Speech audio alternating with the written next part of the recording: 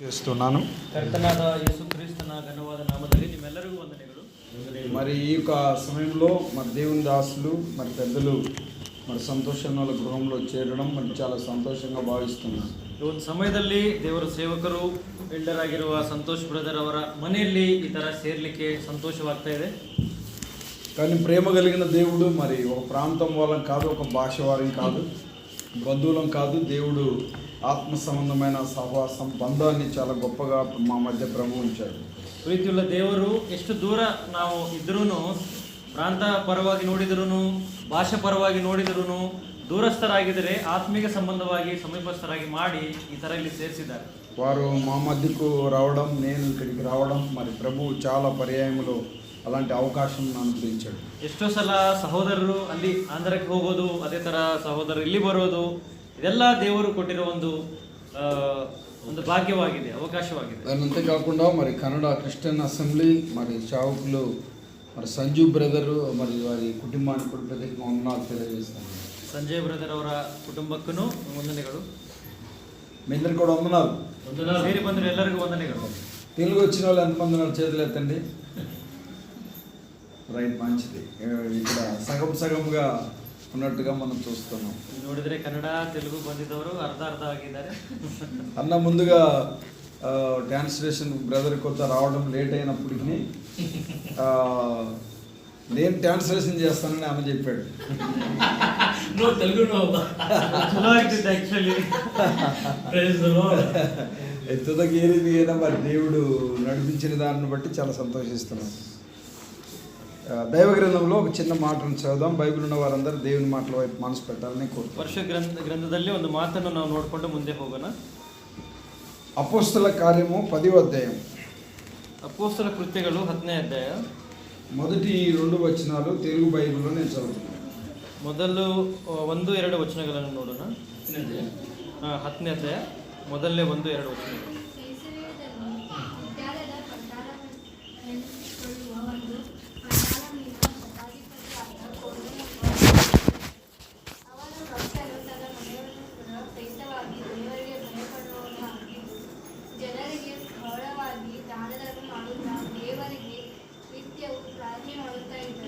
చాలు. మనం ఇక్కడ గమనించినట్లయితే మరి మనం చదువుకున్న ఈ భాగంలో 5 సంగతులను మనం చూస్తున్నాం. ನಾವಿಲ್ಲಿ ನೋಡಿದಾಗ, ಇಲ್ಲಿ ಓದಿರುವುದರಾಗ ಒಂದು 5 ವಿಷಯಗಳನ್ನು ನಾವಿಲ್ಲಿ ನೋಡಬಹುದು. ఒక కుటుంబం మనకు కనబడుతుంది. ಒಂದು ಕುಟುಂಬ ಇಲ್ಲಿ ನಮಗೆ ಕಾಣಿಸ್ತಾ ಇದೆ. 2 వచనాలలోనే 5 విషయాలను మనం చూస్తున్నాం. ಕೇವಲ 2 ವಚನದಲ್ಲಿ 5 ವಿಷಯಗಳನ್ನು ನಾವಿಲ್ಲಿ ನೋಡಬಹುದು. మొదటి మరి 2 వచనాలు నేను మరొకసారి చదువుతాను. 2ನೇ ವಚನ మತ್ತೊಂದು ಸಲ సహోదరరు. ఇటలీ పట్టణమడు పటాలంలో శతాధిపతి అయిన కొర్నేలను భక్తిపరుడు కైసరులో ఉండెను. అతను తన ఇంటి వారందరితో కూడా దేవుని యందు భయభక్తులు గలవాడై ఉండి ప్రజలకు బహుధర్మం చేయొచ్చు, ఎల్లప్పుడూ దేవునికి ప్రార్థన చేయువాడు అనే మాటలు చూస్తున్నాం. ಇಲ್ಲಿ ನಾವು ನೋಡಿದಾಗ ಕೊರ್ನೇಲನ ಬಗ್ಗೆ ಇಲ್ಲಿ ಬರೆಯಲ್ಪಟ್ಟಿದ್ದಂಗೆ ನಾವು ನೋಡ್ತಾ ಇದ್ದೇವೆ. ఇక్కడ మనం జాగ్రత్తగా గమనించినట్లయితే ನಾವು ಜಾಗೃತಿಯಾಗಿ ನಾವು ಇಲ್ಲಿ ಗಮನಿಸಿದರೆ ఒక కుటుంబం మనకు కనబడుతుంది. ಒಂದು ಕುಟುಂಬ ಇಲ್ಲಿ ಕಾಣಿಸ್ತಾ ಇದೆ. ఆ యొక్క కుటుంబము ఉన్న యజమానుడి పేరు ఏంటి అంటే కొర్నేలు. ಆ ಕುಟುಂಬದ ಯಜಮಾನನ ಹೆಸರು ಕೊರ್ನೇಲಿ ಅಂತ ನಾವು ಇಲ್ಲಿ ನೋಡಬಹುದು. కొర్నేలు అనే మాటకు బలము గలది అని అర్థం. ಕೊರ್ನೇಲಿ ಅಂದ್ರೆ ಬಲಶಾಲಿ ಅಂತ ನಾವು ಹೇಳ್ಬೋದು. చాలా ఈయన ఒక అన్యుడు. ಕೊರ್ನೇಲನ್ನು ನೋಡಿದರೆ ಒಂದು ಅನ್ಯ ಜಾತಿದವರಾಗಿದ್ದರು. ఈయనను గురించిన సంగతులు మనం ఆలోచన చేస్తే ಈತನ ಬಗ್ಗೆ ನಾವು ಯೋಚನೆ ಮಾಡಿದರೆ ఈయన ఒక శతాధిపతి అనే మాట చూస్తున్నాం. ಕೊರ್ನೇಲನು ಒಬ್ಬ ಶತಾಧಿಪತಿ ಆಗಿದ್ದಾನೆ. శతాధిపతి అంటే 100 మంది సైనికులకు ఒక అధిపతి. ಶತಾಧಿಪತಿ ಅಂದ್ರೆ 100 ಮಂದಿ ಸೈನಿಕರಿಗೆ ಒಬ್ಬ ಅಧಿಪತಿ. మరి ఒక సైన్యానికి ఒక గవర్నమెంట్ పెద్ద ఆఫీసర్గా ఆయన ఉన్నట్టుగా మనం చూస్తున్నాం. ಆ ಒಂದು ಸೈನ್ಯದಲ್ಲಿ ಒಂದು ಆಫೀಸರ್ ಆಗಿ ಒಂದು ప్రభుత్వದಲ್ಲಿ ಕೆಲಸ ಮಾಡೋರಾಗಿ ನಾವು ನೋಡಬಹುದು. 100 మంది సైనికులకు అంటే 100 మంది సైనికులకు అధిపతిగా ఉన్నట్టుగా మనం చూస్తున్నాం. ಅಂದ್ರೆ 100 ಮಂದಿ ಸೈನಿಕರಿಗೆ ಇವರು ಅಧಿಕಾರಿಯಾಗಿದ್ದರು. మరి ఈ పరిస్థితులను బట్టి చూస్తే ఆయన ఉన్నతమైన ఒక ఉద్యోగంలో ఉన్నాడు. ಇದು ನಾವು ನೋಡಿದಾಗ ಅವರು ಒಂದು ಉನ್ನತವಾದ ಒಂದು ಹುದ್ದೆಯಲ್ಲಿದ್ದವರಾಗಿ ನಾವು ನೋಡ್ತಾ ಇದ್ದೀವಿ. ఆయనకు డబ్బు ఉంది, ಅವರಿಗೆ ಧನ ಇದೆ, మరి పలుకుబడి ఉంది, ಅವರಿಗೆ ಹೆಸರು ಇದೆ, పేరు ప్రఖ్యాతులు ఉన్నాయి, ಹೆಸರು ಪ್ರಖ್ಯಾತಿ ಇದೆ, ఉన్నతమైన స్థితిలో ఉన్నాడు, ಉನ್ನತವಾದ ಸ್ಥಿತಿಯಲ್ಲಿದ್ದರು. ఆయనకు తక్కువ ఏమీ లేదు, ಆತನಿಗೆ ಕಡಿಮೆ ಆಗಿದ್ದು ಯಾವುದೂ ಇಲ್ಲ. కానీ ఆయనలో చాలా మంచి లక్షణాలను మనం చూస్తున్నాం. ಆದ್ರೂ ಅವರಲ್ಲಿ ನಾವು ಎಷ್ಟೋ ಒಳ್ಳೆಯ ಲಕ್ಷಣಗಳನ್ನು ನಾವು ನೋಡಬಹುದು. మనం చదువుకున్న ఈ యొక్క 2 వచనాలలో ನಾವು ನೋಡಿದ ಈ 2 ವಚನಗಳಲ್ಲಿ మనం గమనించినట్లయితే ನಾವು ಗಮನಿಸಿದ್ರೆ మరి ఆయన భక్తిపరుడు అనే మాట చూస్తున్నాం. ಆತನು ಭಕ್ತನು ಅಂತಲೂ ನಾವು ನೋಡಬಹುದು. భక్తిపరుడు, ಭಕ್ತನು. ఇక్కడ నేను చెప్పే మాటను మళ్ళీ మిమ్మల్ని అడుగుతాను, ಮತ್ತಿನ್ನೊಂದ್ಸಲ ಇದೇ ಮಾತನ್ನು ಮತ್ತೆ ಕೇಳಬಹುದು. మళ్ళీ మీరు నాకు సమాధానం చెప్పాలి. ನೀವು ಉತ್ತರ ಕೊಡಬೇಕಾಗಿರುತ್ತೆ. నా మాట అర్థమవుతుందా మీకు? ಎಲ್ಲರಿಗೂ ಅರ್ಥ ಆಗ್ತಾ ಇದೆಯಲ್ಲ? నేను తెలుగు వాళ్ళకి తెలుగు అర్థమవుతుంది, కన్నడ వాళ్ళకి కన్నడ అర్థమవుతుంది, ಎಲ್ಲರಿಗೂ ಅರ್ಥ ಆಗ್ತಾ ಇದೆ, తెలుగు కన్నಡ ಎಲ್ಲರಿಗೂ అర్థమవుతుంది. మరి తలకాయలు ఊపినట్టుగా సమాధానం కూడా చెప్పాలి. తలే ಮಾಡಿದಂಗೆ ಸಮಾಧಾನನೂ ಹೇಳಬೇಕು. రైట్. మనం ఇక్కడ జాగ్రత్తగా గమనించినట్లయితే ఓకే, నావిಲ್ಲಿ గమనిಸೋಣ.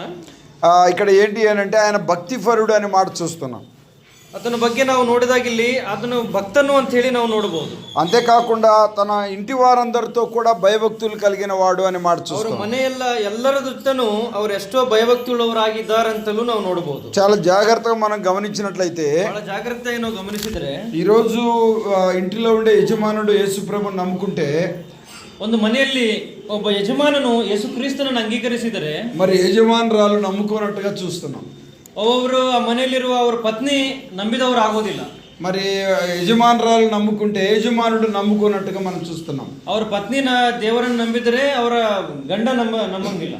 మరి తల్లిదండ్రులు ఇద్దరు నమ్ముకుంటే పిల్లలు నమ్మనట్టుగా మనం చూస్తున్నాం. ತಂದೆ ತಾಯಿ ದೇವರನ್ನು ನಂಬಿದರೆ ಮಕ್ಕಳು ದೂರವಿರೋದನ್ನು ನಾವು ನೋಡಬಹುದು. తన భార్య తన పిల్లలను గురించిన వివరాలు ఇక్కడ ఏం రాయబడలేదు. ಅಲ್ಲಿ ಅವರ ಪತ್ನಿ ಬಗ್ಗೆ ಮಕ್ಕಳ ಬಗ್ಗೆ ಏನು ಬರಲಿಲ್ಲ. తన ఇంటి వారందరితో కూడా భయభక్తులు గలవాడు అనే మాట అక్కడ ఉంది.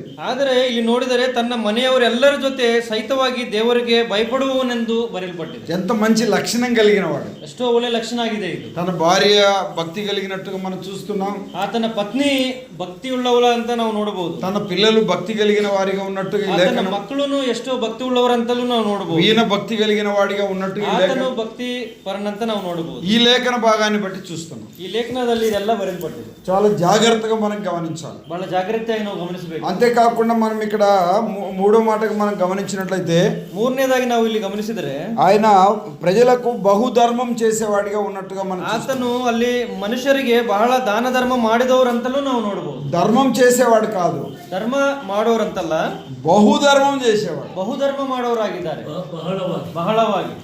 ఇప్పుడు ఎవరైనా కానీ ఆకలి అవుతుందని ఒక 10 రూపాయలు ఏమని అడిగాడు అనుకోండి, ಈಗ ನಾವು ಯಾರಾದ್ರೂ ನೋಡಿದಾಗ ಒಂದು 10 ರೂಪಾಯಿ ಕೊಡು ಅಂತ ಹೇಳಿದಾಗ, కానీ భోజనం 100 రూపాయలు అవుతుంది కాబట్టి 100 తీసుకో అని చెప్పి ఇచ్చేవాడు. ಅವ್ರಿಗೆ ಕೇಳಿದಾಗ ಒಂದು 10 ರೂಪಾಯಿ ಕೊಡಂದ್ರೆ ಊಟಕ್ಕೆ ಆಗೋ ಖರ್ಚು 100 ರೂಪಾಯಿ ಆಗೋದಾಗ 100 ರೂಪಾಯಿ ಕೊಡೋರು ಆಗಿದ್ರು ಅವರು. చాలా జాగ్రత్తగా మన విషయాలను గమనించాలి. ಬಹಳ ಜಾಗೃತೆಯಾಗಿ ನಾವು ಗಮನಿಸಬೇಕು. ధర్మం కాదు, బహుధర్మం చేసేవాడు. ಧರ್ಮ ಅಂತಲ್ಲ, ಅವರು ಬಹಳವಾಗಿ ಧರ್ಮ ಮಾಡೋರಾಗಿದ್ರು. ఎంత మంచి లక్షణం కలిగిన వాడు. ಎಷ್ಟೋ ಒಳ್ಳೆ ಲಕ್ಷಣ ಆಗಿದೆ ಇದು. అది ఇంకోటి కూడా మనం ఇక్కడ చూస్తున్నాం. ಇನ್ನೊಂದು ವಿಷಯ ಇದು ನಾವು ನೋಡಬಹುದು. 5వ మాట, 5ನೇದಾಗಿ ಈ ತರ ನೋಡಬಹುದು ನಾವು, ఎల్లప్పుడూ దేవునికి ప్రార్థన చేయవాడు. ಆತನು ಮತ್ತಿನ್ನೊಂದು ನಾವು ನೋಡಿದ್ರೆ ನಿತ್ಯವೂ ಪ್ರಾರ್ಥನೆ ಮಾಡೋರಾಗಿದ್ರಂತನೂ ಇಲ್ಲಿ ನಾವು ನೋಡಬಹುದು. ఎల్లప్పుడూ ప్రార్థన చేసేవాడు. ಯಾವಾಗಲೂ ನಿತ್ಯವೂ. ఎల్లప్పుడూ మనం ప్రార్థన చేస్తామా? ನಾವು ಯಾವಾಗಲೂ ಪ್ರಾರ್ಥನೆ ಮಾಡೋರಾಗಿದ್ದೀವಾ? మిమ్మల్ని అడిగేది, ನಿಮ್ಮನ್ನೇ ಕೇಳೋದು. ఒక పెద్ద ఆఫీసర్కి ఎల్లప్పుడూ ప్రార్థన చేసే అవకాశం ఉంటుందా? ಒಂದು ದೊಡ್ಡ ಹುದ್ದೆಯಲ್ಲಿದ್ದವರಿಗೆ ಪ್ರತಿ ದಿನವೂ ನಿತ್ಯವೂ ಪ್ರಾರ್ಥನೆ ಮಾಡೋ ಅವಕಾಶ ಇರುತ್ತಾ ಅಂತೆಲ್ಲ ನಾವು ಯೋಚನೆ ಮಾಡಬೇಕು. ఒక చిన్న ఉద్యోగం ఉంటేనే బిజీ అని చెప్తున్నారు. ಸಣ್ಣ ಉದ್ಯೋಗ ಇದ್ರೆ ಅವರು ಬಹಳ ಬಿಜಿ ಅಂತ ಹೇಳ್ತಾ ಇರ್ತಾರೆ. అన్నిటికీ తినడానికి సమయం ఉంటుంది, మనము ఉద్యోగం చేసుకోవడానికి సమయం ఉంటుంది, శరీరకంగా మనము అంటే తయారు కావడానికి సమయం ఉంటుంది, పిల్లలను రెడీ చేయడానికి, స్కూల్కి పంపించడానికి అంతా సమయం ఉంటుంది. ಇಲ್ಲಿ ನಾವು ನೋಡಿದಾಗ ಸಣ್ಣ ಉದ್ಯೋಗದಲ್ಲಿದ್ರೂ ಊಟ ಮಾಡಲಿಕ್ಕೆ, ಮಕ್ಕಳ ಜೊತೆ ಇರಲಿಕ್ಕೆ, ಮನೆ ಕೆಲಸ ಎಲ್ಲ ನೋಡಲಿಕ್ಕೆ ನಮಗೆ ಸಮಯ ಇರುತ್ತೆ.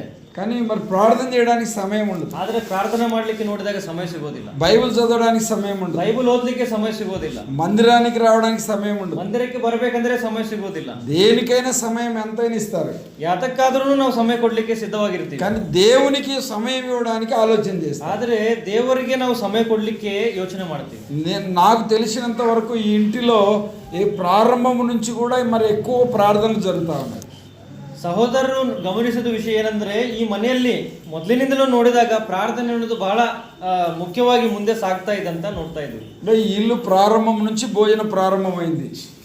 ಮನೆ ಪ್ರಾರಂಭದಿಂದಲೂ ಈ ಭೋಜನ ಅನ್ನೋದನ್ನು ಪ್ರಾರಂಭವಾಗಿದೆ. ఇక ప్రభు వచ్చేంత వరకు జరుగుతూనే ఉంటది. ఇక ప్రభు ಬರೋ ಮಟನು ಈ ತರನೇ ಮುಂದೆ ನಡೆಯುತ್ತೆ.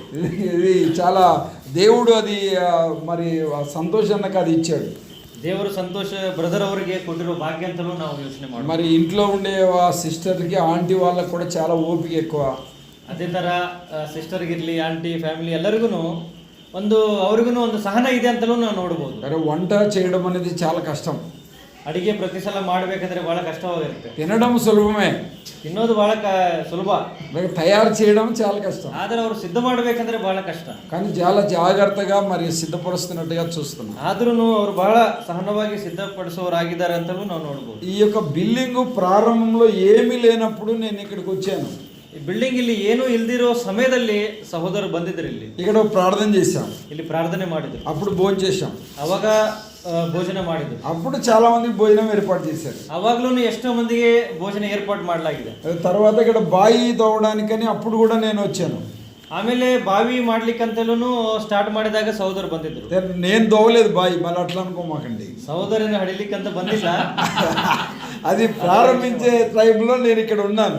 ಪ್ರಾರಂಭ ಮಾಡ್ಬೇಕಂತ ಪ್ರೇಯರ್ ಮಾಡ್ಲಿಕ್ಕೆ ಬಂದಿದ್ರು. అప్పుడు ప్రార్థన చేశాం, అప్పుడు అందరూ భోజనాలు పెట్టారు. ಅವಾಗ್ಲೂ ಪ್ರಾರ್ಥನೆ ಆಗಿದೆ, ಎಲ್ಲರಿಗೂ ಭೋಜನ ಅರೇಂಜ್ಮೆಂಟ್ ಮಾಡಿ మరి పిల్లర్స్ కొరకు గుంతలు తీశారు, ఆ రోజు కూడా అందరు భోజనాలు పెట్టారు. ಪಿಲ್ಲರ್ಸ್ ಹಾಕೋ ಸಮಯದಲ್ಲಿನೂ ಭೋಜನ ಸಿದ್ಧ ಮಾಡಿದಂಗೆ ನೋಡ್ತೀವಿ. ఇక ఈ తుదకు వేరైతే అయినా కానీ ఇది పుట్టింగ్స్ పోసేటప్పుడు కూడా నేను ఉన్నాను.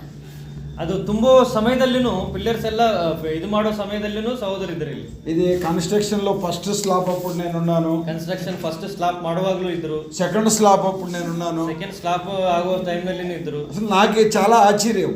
ನನಗೆ ಬಹಳ ಆಶ್ಚರ್ಯವಾಗ್ತಾ ಇದೆ. ఇక్కడ ఉన్న వాళ్ళు కూడా రావడం కష్టం. ಇಲ್ಲಿ ಇದ್ದವರೇ ಬರ್ಬೇಕಂದ್ರೆ ಯೋಚನೆ ಮಾಡ್ತಾರೆ. మరి ఎందుకో నాకు తెలియదు, దేవుడు అలాగా అనుకూలపరుస్తున్నట్టుగా మేము చూస్తున్నాం. ಅದು ಯಾಕೋ ಗೊತ್ತಿಲ್ಲ, ಬಟ್ ಪ್ರತಿ ಸಮಯದಲ್ಲಿ ದೇವರು ಒಂದು ಅವಕಾಶ ಕೊಡ್ತಾ ಇದ್ದಾರೆ. మరి ఈ కుటుంబములో జరుగుతున్న ప్రతి కార్యక్రమంలో చాలా కార్యక్రమాలు దేవుడు నన్ను ఇక్కడ ఉంచాడు.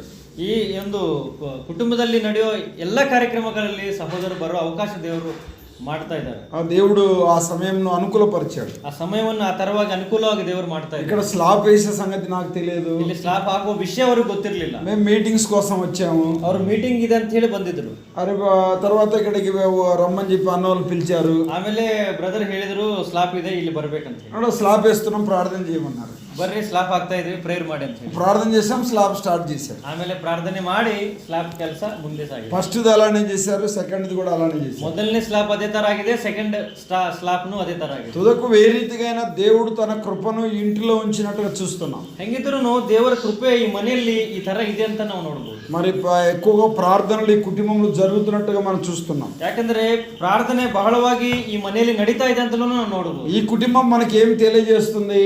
ಈ ಕುಟುಂಬ, ಈ ಫ್ಯಾಮಿಲಿ ನಮಗೆ ಏನು ತಿಳಿಸ್ತಾ ಇದೆ? మనము కూడా ఇలాగా కూడికలు ఏర్పాటు చేసుకోవాలి. ನಾವು ಇದೇ ತರವಾಗಿ ಪ್ರಾರ್ಥನೆ ಕೂಟಗಳನ್ನು ಇದು ಮಾಡ್ಬೇಕಂತ ಹೇಳಿ మనము కూడా ఇలాగనే ప్రతిదినము ఇంటిలో కూడుకొని ప్రార్థన చేసుకొని ముందుకు సాగాలి. ನಾವು ಪ್ರತಿ ದಿವಸ ನಮ್ಮ ಮನೆಯಲ್ಲಿ ಕುಟುಂಬ ಪ್ರಾರ್ಥನೆಯನ್ನು ಮುಂದೆ ಸಾಗಿಸಬೇಕಂತಲೂ అలాగా అందరిని మీరు పిలవకపోవచ్చు. ಅಂದ್ರೆ ಸುವಾರ್ತಿಕರ ತರ ಎಲ್ಲರಿಗೂ ಕರಿ ಅಂತ ಹೇಳೋದಲ್ಲ. ఉన్న మీరైనా కానీ అలా చేసుకుంటే మీ కుటుంబానికి ఆశీర్వాదం. ನೀವೇ ಕುಟುಂಬ ಮೆಂಬರ್ಸ್ ಎಷ್ಟು ಮಂದಿ ಅದಾರೆ ಎಲ್ಲರೂ ಕೂಡಿ ಒಂದು ಪ್ರೇಯರ್ ಮಾಡೋದು ಒಳ್ಳೆಯದು. 5 సంగతులు ఈ కొర్నేలు గురించిన విషయాలలో మనం చూసాం. 5 ಸಂಗತಿಗಳನ್ನು ನಾವು ಕೊರ್ನೇಲ್ ಒಂದು ಕುಟುಂಬದ ಬಗ್ಗೆ ನಾವು ನೋಡಿದ್ವಿ. ఆయన ఒక శతాధిపతి అని చూసాం. ಆತನು ಒಬ್ಬ ಶತಾಧಿಪತಿ ಅಂತ ಹೇಳಿ ನಾವು ನೋಡಿದ್ದೀವಿ. రెండోది ఆయన భక్తి కలిగిన వాడని చూసాం. ಆತನು ಭಕ್ತಿ ಉಳ್ಳವನು ಅಂತ ಹೇಳಿ ನಾವು ನೋಡಿದ್ದೀವಿ. మూడోది తన ఇంటి వారందరితో భక్తి కలిగి ఉన్నాడని చూసాం. ಮೂರನೇದಾಗಿ ಆತನ ಕುಟುಂಬ ಸಮೇತವಾಗಿ ಅವರು ಭಕ್ತಿ ಉಳ್ಳವರು ಅಂತ ನಾವು ನೋಡಿದ್ದೀವಿ. నాలుగోది ఎల్లప్పుడూ ప్రజలకు ధర్మం చేసేవాడని చూసాం. ನಾಲ್ಕನೇದು ನಾವು ನೋಡಿದಾಗ ನಿತ್ಯವೂ ಅವರು ಧರ್ಮ ಮಾಡೋರು ಅಂತ ನಾವು ನೋಡಿದ್ದೀವಿ. బహుధర్మం చేసేవాడని చూసాం. ಬಹಳವಾಗಿ ಧರ್ಮ ಮಾಡೋರು ಅಂತಲೂ ನಾವು ನೋಡಿದ್ದೀವಿ. ఇక్కడ మనం ఒక నిమిషం ఆగాలి. ಒಂದು ನಿಮಿಷ ನಾವು ಇಲ್ಲಿ ನೋಡಿದರೆ చాలా మందిని మనం జాగ్రత్తగా గమనిస్తుంటాం. ಎಷ್ಟೋ ಮಂದಿಗೆ ನಾವು ಬಹಳ ಇದಾಗಿ ನಾವು ಪರಿಶೀಲನೆ ಮಾಡ್ತಾ ಇರ್ತೀವಿ. ఎంతో డబ్బు ఉంటుంది, ಎಷ್ಟೋ ದುಡ್ಡು ಇರ್ತಿತ್ತು ಅವ್ರ ಕಡೆ, కానీ వారు మరి దేవుని పని కొరకు ఖర్చు పెట్టరు. ಆದರೆ ಅವರು ದೇವರ ಕೆಲಸಕ್ಕೆ ಖರ್ಚು ಮಾಡೋದಿಲ್ಲ. దేవుని సేవలో వారి డబ్బును వాడరు. ದೇವರ ಸೇವಕ್ಕೆ ಅವರು ಖರ್ಚು ಮಾಡೋದಿಲ್ಲ. మరి వారు అందరూ సంపాదిస్తూ ఉంటారు. ಅವ್ರ ಮನೆಯಲ್ಲಿ ನೋಡಿದ್ರೆ ಸಂಪಾದನೆ ಬಹಳ ಇದೆ ಎಲ್ಲರ ಕಡೆ. మరి ఆ డబ్బు ఎప్పుడు చూసినా ఇబ్బందులు ఉన్నాయని చెప్తారు. ಆದರೆ ಅಷ್ಟು ಸಂಪಾದನೆ ಇದ್ರೂ ಯಾವಾಗ ನೋಡಿದ್ರು ಕಷ್ಟ ಇದೆ ಅಂತ ಅವ್ರು ಹೇಳ್ತಾ ಇರ್ತಾರೆ. ఇప్పుడు సంపాదించిందంత ఎటుపోతుంది. ಅವರು ಗಳಿಸಿದ್ದೆಲ್ಲ ಇಲ್ಲಿ ಹೋಗ್ತಾ ಇದೆ. దేవునికి ఇస్తే పరలోకములో మనకి డిపాజిట్ ఉంటుంది. ದೇವರಿಗೆ ನಾವು ಕೊಟ್ಟಿದಾಗ ಪರಲೋಕದಲ್ಲಿ ನಮ್ಮ ಹೆಸರ ಮೇಲೆ ಡಿಪಾಸಿಟ್ ಆಗಿರುತ್ತೆ. ఇది మనం దేవునికి ఇస్తే దేవుడు మనకు రెట్టింపు ఇస్తాడు. ದೇವರಿಗೆ ನಾವು ಕೊಟ್ಟಿದಾಗ ಅದಕ್ಕೆ ತಕ್ಕಂತೆ ಬಹಳವಾಗಿ ದೇವರು ನಮಗೆ ಕೊಡ್ತಾರೆ. ఇది చాలా మందికి తెలియదు. ಇದು ಎಲ್ಲರಿಗೂ ಗೊತ್ತಾಗೋದಿಲ್ಲ. చాలా మంది బీదలకు ఇవ్వడానికి ఆలోచన చేస్తారు. ಎಷ್ಟೋ ಮಂದಿ ಬಡವರು ಕೊಡ್ಲಿಕ್ಕೆ ಹಿಂದೆ ಮುಂದೆ ಮಾಡ್ತಾರೆ. అదే ఎవరన్నా అడుక్కుండే వాళ్ళు ఏదన్నా ఇవ్వండి అంటే కూడా లేదు అంటారు.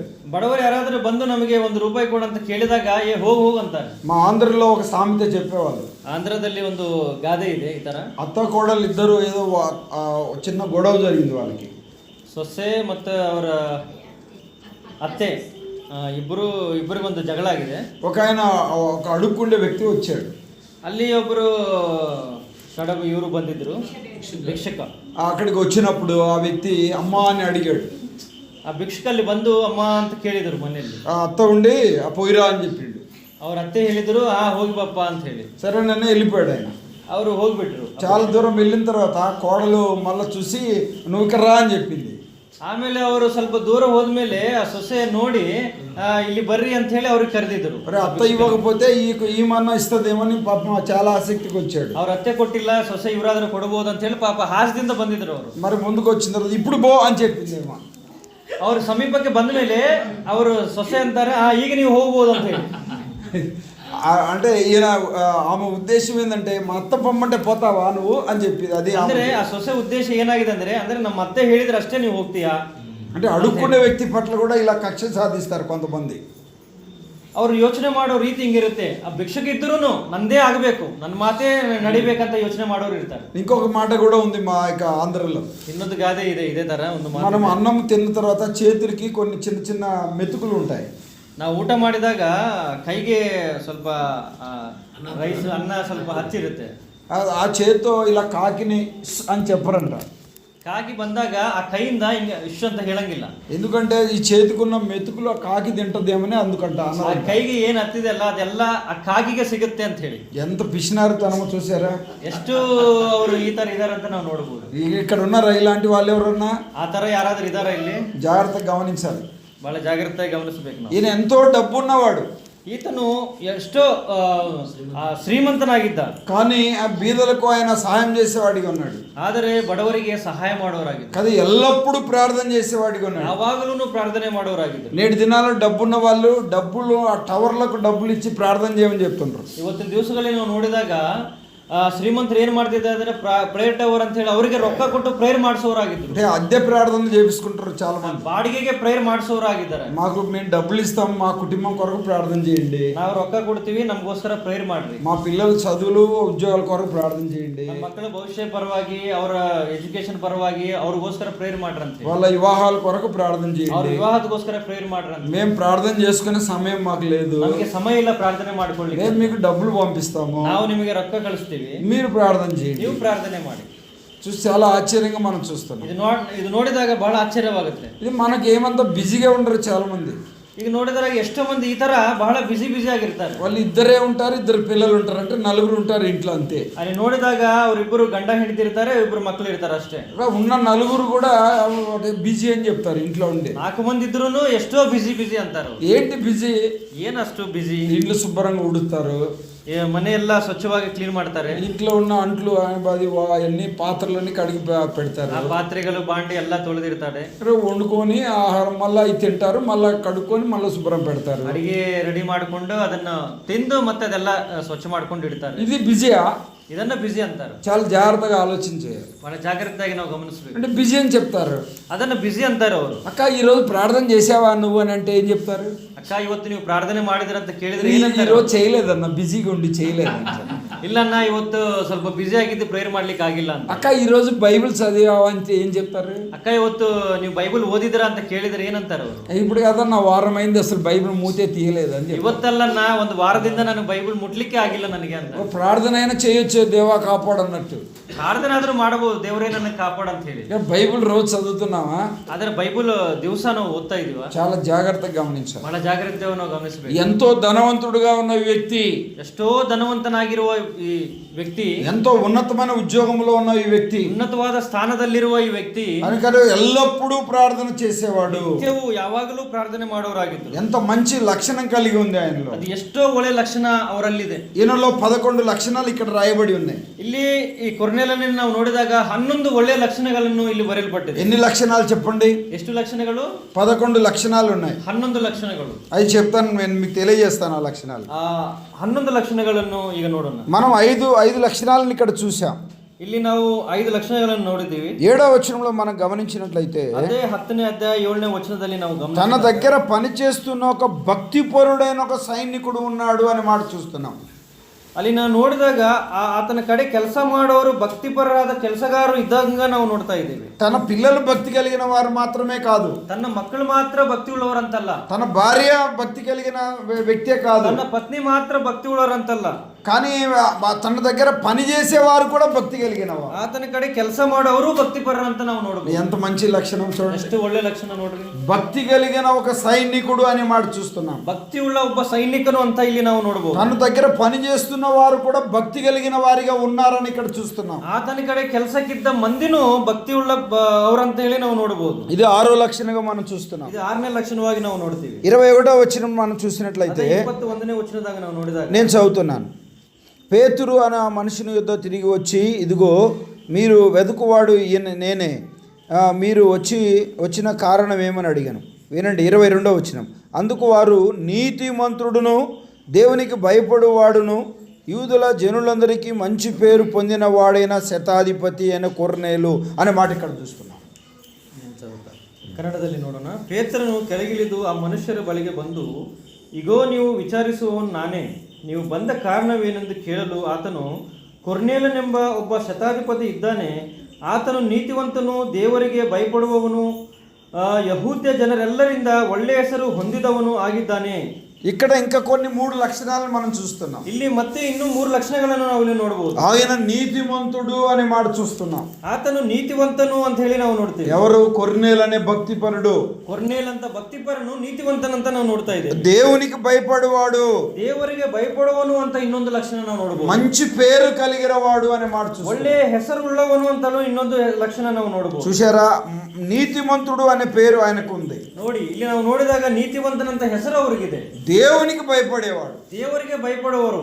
మనము నీతిమంతులుగా ఉంటున్నామా? ನಾವು ನೀತಿವಂತರಾಗಿ ಇರ್ತಾ ಇದೀವಾ? చాలా జాగ్రత్తగా గమనించాలి. ಬಹಳ ಜಾಗ್ರತೆಯಾಗಿ ನಾವು ನೋಡಬೇಕು. మనం నీతిమంతులం కాదు. ನಾವು ನೀತಿವಂತರಲ್ಲ. మరి రోమిలకు రాసిన పత్రిక 3వ అధ్యాయం 24వ వచనం ప్రకారము, ರೋಮದವರಿಗೆ ಬರೆದ ಪತ್ರಿಕೆ 3ನೇ ಅಧ್ಯಾಯ 24ನೇ ವಚನವನ್ನು ನೋಡಿದಾಗ, నమ్మువారు ఉచితముగా ఆయన కృప వలన ఆయన నీతిమంతులుగా చేశాడనే మాట మనం చూస్తాం. అక్కడ ನಂಬುವವರಿಗೆ ಉಚಿತವಾಗಿ ನೀತಿವಂತರಾಗಿ ಅವರು ಮಾಡ್ತಾರೆ ಅಂತ ನಾವು ನೋಡಬಹುದು. రోమిలకు రాసిన పత్రిక 3వ అధ్యాయం 11వ వచనంలో మనం చూస్తే, ಅದೇ ರೋಮಿದವರ ಪತ್ರಿಕೆ 3ನೇ ಅಧ್ಯಾಯ 11ನೇ ವಚನದಲ್ಲಿ ನಾವು ನೋಡಿದಾಗ, నీతిమంతులు లేడు, ఒక్కడు లేడు అనే మాట చూస్తాం. ನೀತಿವಂತರಿಲ್ಲ, ಒಬ್ಬನೂ ಇಲ್ಲ ಅಂತ ಹೇಳಿ ಬರೆಯಲ್ಪಟ್ಟಿದೆ. మరి రోమిలకు రాసిన పత్రిక 10వ అధ్యాయం 9వ వచనంలో మనం చూస్తే, ಅದೇ ರೋಮಪುರದವರಿಗೆ ಬರೆದ ಪತ್ರಿಕೆ 10ನೇ ಅಧ್ಯಾಯ 9ನೇ ವಚನದಾಗ ನಾವು ನೋಡಿದಾಗ, ఆయన నీతిమంతుడు నమ్మదగిన వాడు కనుక మన పాపాలను క్షమించి సమస్త దుర్నీతి నుండి మనల్ని పవిత్రులుగా చేస్తాడనే మాట మనం చూస్తాం. ಆತನು ನೀತಿವಂತನಾಗಿದ್ದರಿಂದ ನಮ್ಮ ಪಾಪಗಳನ್ನೆಲ್ಲ ಪರಿಹಾರ ಮಾಡಿ ನಮ್ಮನ್ನು ಕ್ಷಮಿಸುವವರಾಗಿದ್ದಾರೆ ಅಂತ ಹೇಳಿ ನಾವು ఆయన మనములను నీతిమంతులుగా చేస్తాడు, ఆయన రక్తంలో కడిగి అనే మాట మనం చూస్తున్నాం. ನಮ್ಮನ್ನೆಲ್ಲನ್ನು ಆತನ ರಕ್ತದಲ್ಲಿ ಇದು ಮಾಡಿ ನೀತಿವಂತರಾಗಿ ಮಾಡೋರು ಅಂತ ಹೇಳಿ ನಾವು ಯೇಸು ಕ್ರಿಸ್ತನ ಬಗ್ಗೆ ನೋಡಬಹುದು. మనం నీతిమంతులుగా జీవించాలి. ಅದಕ್ಕ ಕಾರಣ ನಾವು ನೀತಿವಂತರಾಗಿ ಜೀವಿಸಬೇಕು. ఆంధ్రలో ఒక మాట ఇప్పుడు అంటుంటారు, ಆಂಧ್ರದಲ್ಲಿ ಒಂದು ಮಾತು ಈ ತರ ಇದು ಮಾಡ್ತಾರೆ, 4 రోజులు బ్రతికినా నీతిమంతుడిగా బతుకు అని చెప్తుంటారు. 4 ದಿವಸ ನೀವು ಬದುಕಿದ್ರು ನೀತಿವಂತರಾಗಿ ಬದುಕಬೇಕು. అన్ని ఆంధ్ర గురించి చెప్తున్నారు, మా కర్ణాటక గురించి చెప్పరా అని చెప్పొచ్చు. మీరు ಎಲ್ಲ ಆಂಧ್ರ ಬಗ್ಗೆ ನೀವು ಮಾತಾಡ್ತಾ ಇದ್ರಿ, ಕರ್ನಾಟಕ ಬಗ್ಗೆ ಏನು ಮಾತಾಡೋದಿಲ್ಲ ಅಂತ ನೀವು ಹೇಳ್ಬೋದು. మీ కర్ణాటకలో కూడా అంటారు, నాకు తెలుసు. ಕರ್ನಾಟಕದಲ್ಲಿನೂ ಅಂತಾರೆ. మీ భాష తెలియకపోవచ్చు కానీ ఇక్కడ కూడా అంటారు.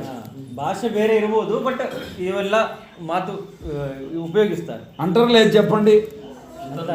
చాలా జాగ్రత్త మనం ఇక్కడ గమనించాలి. ಬಹಳ ಜಾಗ್ರತೆಯಾಗಿ ಗಮನಿಸೋಣ. ఆయన నీతిమంతుడు, ಆತನು ನೀತಿವಂತನು, దేవునికి భయపడువాడు. ದೇವರಿಗೆ ಭಯಪಡುವವನು. ఈ రోజుల్లో చాలా మందికి ఏమి లేదు, భయం లేదు. ಇವತ್ತಿನ ದಿವಸಗಳಲ್ಲಿ ನಾವು ನೋಡಿದಾಗ ಎಷ್ಟೋ ಮಂದಿಗೆ ಭಯ ಅನ್ನೋದಿಲ್ಲ. భయం ఉంటే సీరియల్ చూస్తారా?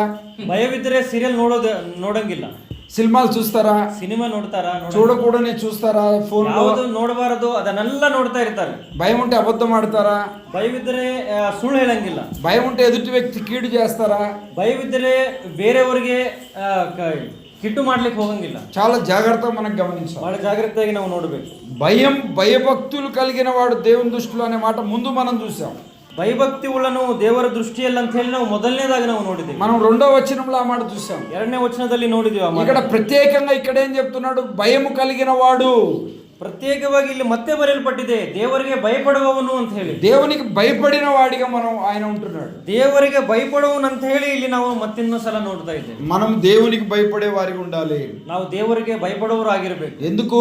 ಯಾತಕ್ಕೆ ಅಂತ ಹೇಳಿ, మనల్ని దేవుడు పుట్టించాడు. ಯಾಕಂದ್ರೆ ದೇವರು ನಮ್ಮನ್ನು ಹುಟ್ಟಿಸಿದವರಾಗಿದ್ದಾರೆ. మనకు ఆయుష్నిచ్చాడు, ನಮಗೆ ಆಯುಷ್ ಕೊಟ್ಟಿದವರಾಗಿದ್ದಾರೆ, ఆరోగ్యం ఇచ్చాడు, ಆರೋಗ್ಯ ಕೊಟ್ಟಿದವರಾಗಿದ್ದಾರೆ. మరి సజీవ లెక్కలో ఉంచాడు. ನಮ್ಮನ್ನೆಲ್ಲರೂ ಸಜೀವರಾಗಿ ಇಲ್ಲಿ ಮಠ ಇಟ್ಟಿದ್ದಾರೆ. ಅವರು ప్రాణభక్తులుగా ఉంచాడు. ನಮ್ಮನ್ನು ಪ್ರಾಣಪ್ರಾಪ್ತರಾಗಿ ಮಾಡಿದ್ದಾರೆ. మనము బ్రతికి ఉన్నామంటే ఆయన కృప చేతనే. ನಾವು ಈಗ ಜೀವಿಸ್ತಾ ಇದೀವಿ ಅಂದ್ರೆ ಕೇವಲ ಆತನ ಕೃಪೆಯಾಗಿದೆ ಅಂತ ಹೇಳಿ ನಾವು ನೋಡಬಹುದು. అందుకే మనం ఆయనకు భయపడాలి. ಅದಕ್ಕಾಗಿ ನಾವು ಅವರಿಗೆ ಭಯಪಡಬೇಕು. చాలా మంది అంటారు నేను ఎవరికి భయపడను అని చెప్తారు. ಎಷ್ಟೋ ಮಂದಿಗೆ ನಾವು ನೋಡಿದಾಗ ನಾನು ಯಾರಿಗೂ ಹೆದರೋದಿಲ್ಲ ಅಂತ ಹೇಳೋರು ಇರ್ತಾರೆ. అంటే కొంతమంది చెప్తారు మా ఇంట్లో యజమానుడు రాని మీకు సంగతి చెప్తానని చెప్తారు. ಒಬ್ಬೊಬ್ಬರು ಅಂತಾರೆ ನಮ್ಮ ಯಜಮಾನರು ಬರ್ಲಿ ನಿಮ್ದೆಲ್ಲ ನಾನು ನೋಡ್ತೀನಿ ಅಂತ ಹೇಳಿ. యజమాన్ కాదు, వాళ్ళ డాడీని పిలుచుకొచ్చుకొని నాకు భయం లేదని చెప్తారు. ಯಜಮಾನರು ಬರ್ಲಿ ಅವ್ರ ಅಪ್ಪನ ಕರಿ ಆದ್ರೂ ನಾವು ಹೆದರಂಗಿಲ್ಲ ಅನ್ನೋರು ಇರ್ತಾರೆ. నేను ఎవరికి భయపడనని చెప్తారు. ನಾನು ಯಾರಿಗೂ ಹೆದರೋನಲ್ಲ ಅಂತ ಹೇಳೋರು ಇರ್ತಾರೆ. అవునాగా చెప్పండి. ಹೌದಲ್ಲಮ್ಮ? మరి అలా అని చెప్పవచ్చు, ಈ ತರನು ಹೇಳಬಹುದು. కానీ దేవుడికి మనం భయపడాలి. ಆದರೆ ನಾವು ದೇವರಿಗೆ ಭಯಪಡೋರಾಗಿರ್ಬೇಕು. దేవునికి భయపడకపోతే చాలా ప్రమాదం ఉంది. ದೇವರಿಗೆ ನಾವು ಭಯಪಟ್ಟಿಲ್ಲ ಅಂದ್ರೆ ಬಹಳ ಪ್ರಮಾದ ಇದೆ ಅಂತ ಹೇಳಿ ನಾವು ಯೋಚನೆ ಮಾಡಬೇಕು. దేవునికి భయపడాలి. ದೇವರಿಗೆ ನಾವು ಭಯಪಡಬೇಕು. దేవుని భయం ఉంటే ప్రార్థన చేస్తావు, ದೇವರ ಭಯವಿದ್ದರೆ ನೀವು ಪ್ರಾರ್ಥನೆ ಮಾಡ್ತೀರಿ, బైబిల్ చదువుతావు, ಬೈಬಲ್ ಓದುತ್ತೀರಿ, క్రమ కూడికలకు వస్తావు, ಕ್ರಮವಾಗಿ ಎಲ್ಲ ಕೂಟಗಳಿಗೆ ಬರ್ತೀರಿ. దేవునికి విరోధమైంది ఏమి చెయ్యవు. ದೇವರಿಗೆ ವಿರುದ್ಧವಾಗಿರೋ ಯಾವುದು ಮಾಡ್ಲಿಕ್ಕೆ ಮುಂದೆ ಹೋಗೋದಿಲ್ಲ. పాపం చేయడానికి నువ్వు చాలా జాగ్రత్తగా ఉంటావు. ಪಾಪ ಮಾಡ್ಲಿಕ್ಕೆ ಬಹಳ ಜಾಗೃತಿಯಾಗಿರ್ತಿ. నమ్మకంగా జీవించడానికి ఇష్టపడతావు. ಎಷ್ಟೋ ನಂಬಿಕೆಸ್ತರ ತರ ಜೀವಿಸ್ಲಿಕ್ಕೆ ಮುಂದೆ ఎంతో ఉన్నతమైన స్థితిలో ఉన్న ఈ యొక్క కొర్నేలు గారే మన భయం కలిగిన వాడిగా చూస్తున్నాం. ಎಷ್ಟೋ ಉನ್ನತವಾದ ಸ್ಥಿತಿಯಲ್ಲಿರುವ ಈ ಕೊರ್ನೇಲನೇ ಇಷ್ಟು ಭಯಪಡುವನು ಅಂತ ನಾವು ನೋಡ್ತಾ ಇದ್ದೀವಿ. మనం ఇక్కడ 9వ లక్షణాన్ని మనం చూస్తే 9ನೇ ಲಕ್ಷಣ ನಾವು ಇಲ್ಲಿ ನೋಡಿದಾಗ మంచి పేరు కలిగిన వాడు అని చూస్తున్నాం. ಒಳ್ಳೆ ಹೆಸರು ಇದ್ದವರು ಅಂತ ಹೇಳಿನೂ ನಾವು ನೋಡಬಹುದು. ఏం పేరు కలిగిన వాడు? ಎಂತ ಹೆಸರಿದೆ? మంచి పేరు. ಒಳ್ಳೆ ಹೆಸರು. ఏం పేరు చెప్పండి? ಎಂತ ಹೆಸರು? మంచి పేరు కలిగిన వాడు. ಒಳ್ಳೆ ಹೆಸರಿದ್ದವರು. చాలా మంది పేరు కలిగిన వాళ్ళు ఉంటారు. ಎಷ್ಟೋ ಮಂದಿಗೆ ಹೆಸರು ಇರುತ್ತೆ. ఆమె నోరు తెరిస్తే మనం ఇక్కడ ఉండలేమంటారు. ಅವ್ರು ಬಾಯಿ ಬಿಟ್ರೆ ನಾವು ಇಲ್ಲಿ ನಿಲ್ಲಿಕ್ಕೆ ಆಗೋದಿಲ್ಲ ಅಂತ ಹೆಸರು ಇದ್ದವರು ಇರ್ತಾರೆ. అది ఆమెకున్న పేరు. ಆ ಹೆಸರು ಅವ್ರಿಗಿರೋದು. ఆయన నోరు తెరిస్తే ఎవరు ఇక్కడ ఉండలేరు అంటారు. ಅವನು ಬಾಯಿ ಬಿಟ್ರೆ ಇಲ್ಲಿ ಯಾರು ನಿಲ್ಲಿಕ್ಕೆ ಆಗೋದಿಲ್ಲ. అది ఆయనకున్న పేరు. ಅದು ಅವ್ರಿಗಿರೋ ಹೆಸರು. మనకి ఎలాంటి పేరు ఉంది? ನಮಗೆಂತ ಹೆಸರಿದೆ? ఆయన జాగ్రత్తగా మనకు గమనించాలి. ಜಾಗೃತವಾಗಿ ನಾವು ಗಮನಿಸಬೇಕು. అది ఆ వ్యక్తి దుర్మార్గుడండి అని చెప్తారు. ಆತನು ಬಹಳ ದುರ್ಮಾರ್ಗನ್ ಅಂತ ಹೇಳೋರು ಇರ್ತಾರೆ. అది మంచోడు కాదండి. ಆತನು ಒಳ್ಳೆಯವನಲ್ಲ. వాళ్ళ పిల్లలు కూడా మంచోళ్ళు ಅವ್ರ కాదండి. ಮಕ್ಕಳು ಸಹ ಒಳ್ಳೆಯವರಲ್ಲ. వాళ్ళ ఇంట్లో అందరూ ఎవరు మంచోళ్ళు కాదండి. ಅವ್ರ ಮನೆಯಲ್ಲಿ ಯಾರು ಒಳ್ಳೆಯವರಿಲ್ಲ ಅಂತ ಇರ್ತಾರೆ. ఎంత మంచి పేరు, ಎಷ್ಟು ಒಳ್ಳೆ ಹೆಸರು ನೋಡಿ. చాలా జాగ్రత్తగా గమనించాలి. ನಾವು ಗಮನಿಸಬೇಕಿದೆ. మనం అలా ఉండకూడదు. ನಾವು ಆತರ ಇರಬಾರದು. మంచి పేరు కలిగిన వాడు, ಒಳ್ಳೆ ಹೆಸರು ಹೊಂದಿದವರು కొర్నేలు అనే భక్తుడు. ಕೊರ್ನೇಲ್ ಅನ್ನುವ ಭಕ್ತನು. మనం కూడా మంచి పేరు కలిగిన వారిగా ఉండాలి. ನಾವು ಅದೇ ತರ ಒಳ್ಳೆ ಹೆಸರು ಹೊಂದಿದವರಾಗಿರಬೇಕು. ప్రసంగి గ్రంథంలో ఒక మాట ఇలా చెప్తాడు, 7వ అధ్యాయం 1వ వచనంలో. 7:1 మంచి పేరు మేలు అనే మాట మనం చూస్తాం అక్కడ. 7ನೇ ಅಧ್ಯಾಯ 7:1 ಎಕ್ಲೇಸಿಯಸ್ ಕನ್ನಡದಾಗ ಏನಂದ್ರೆ 7ನೇ ಅಧ್ಯಾಯ 1ನೇ ವಚನ. సుగంధ తైలం ఒక మంచి పేరు మేలు అనే మాట మనం చూస్తాం.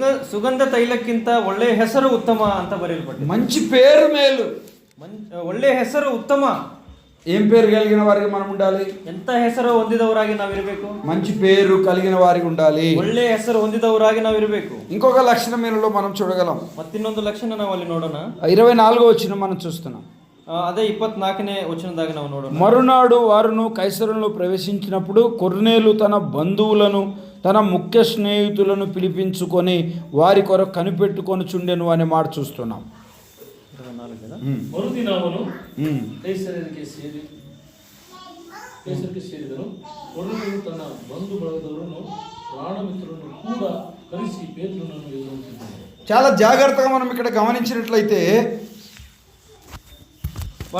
ನಾವು ಗಮನಿಸಿದ್ರೆ ಇಲ್ಲಿ తన బంధువులను అందరినీ తన ఇంట్లోకి పిలుచుకున్నట్టుగా మనం చూస్తున్నాం. ಆತನ ಬಂಧುಗಳಿಗೆ ಎಲ್ಲರಿಗೂ ಆತನ ಮನೆಯಲ್ಲಿ ಕರೆಯಲ್ಪಟ್ಟಂಗ ನಾವು ನೋಡ್ತಾ ಇದ್ದೇವೆ. దేవుని సేవకుడు వస్తున్నాడు, ದೇವರ ಸೇವಕರು ಬರ್ತಾ ಇದ್ದಾರೆ, దేవుని గురించి తెలియజేస్తాడు, ದೇವರ ಬಗ್ಗೆ ಅವರು ತಿಳಿಸೋರಾಗಿದ್ದಾರೆ ಅಂತ ಹೇಳಿ మన బంధువులందరినీ పిలిచాడు. ಆತನ ಬಂಧು ಬಳಗ ಎಲ್ಲರಿಗೂ ಕರೆದಿದ್ರು. ఇక్కడ ఆ పని మరి సంతోషాన్ని చేస్తున్నాడని నేను అనుకుంటున్నాను. ಆ ಕೆಲಸ ಸಂತೋಷ ಬ್ರದರ್ ಮಾಡ್ತಾ ಇದ್ದಾರೆ ಅಂತ ನಾವು ನೋಡ್ತಾ ಇದ್ದೇವೆ. కానీ బంధువులందరినీ పిలిచి దేవుని వాక్యం వినిపిస్తా ఉన్నారు.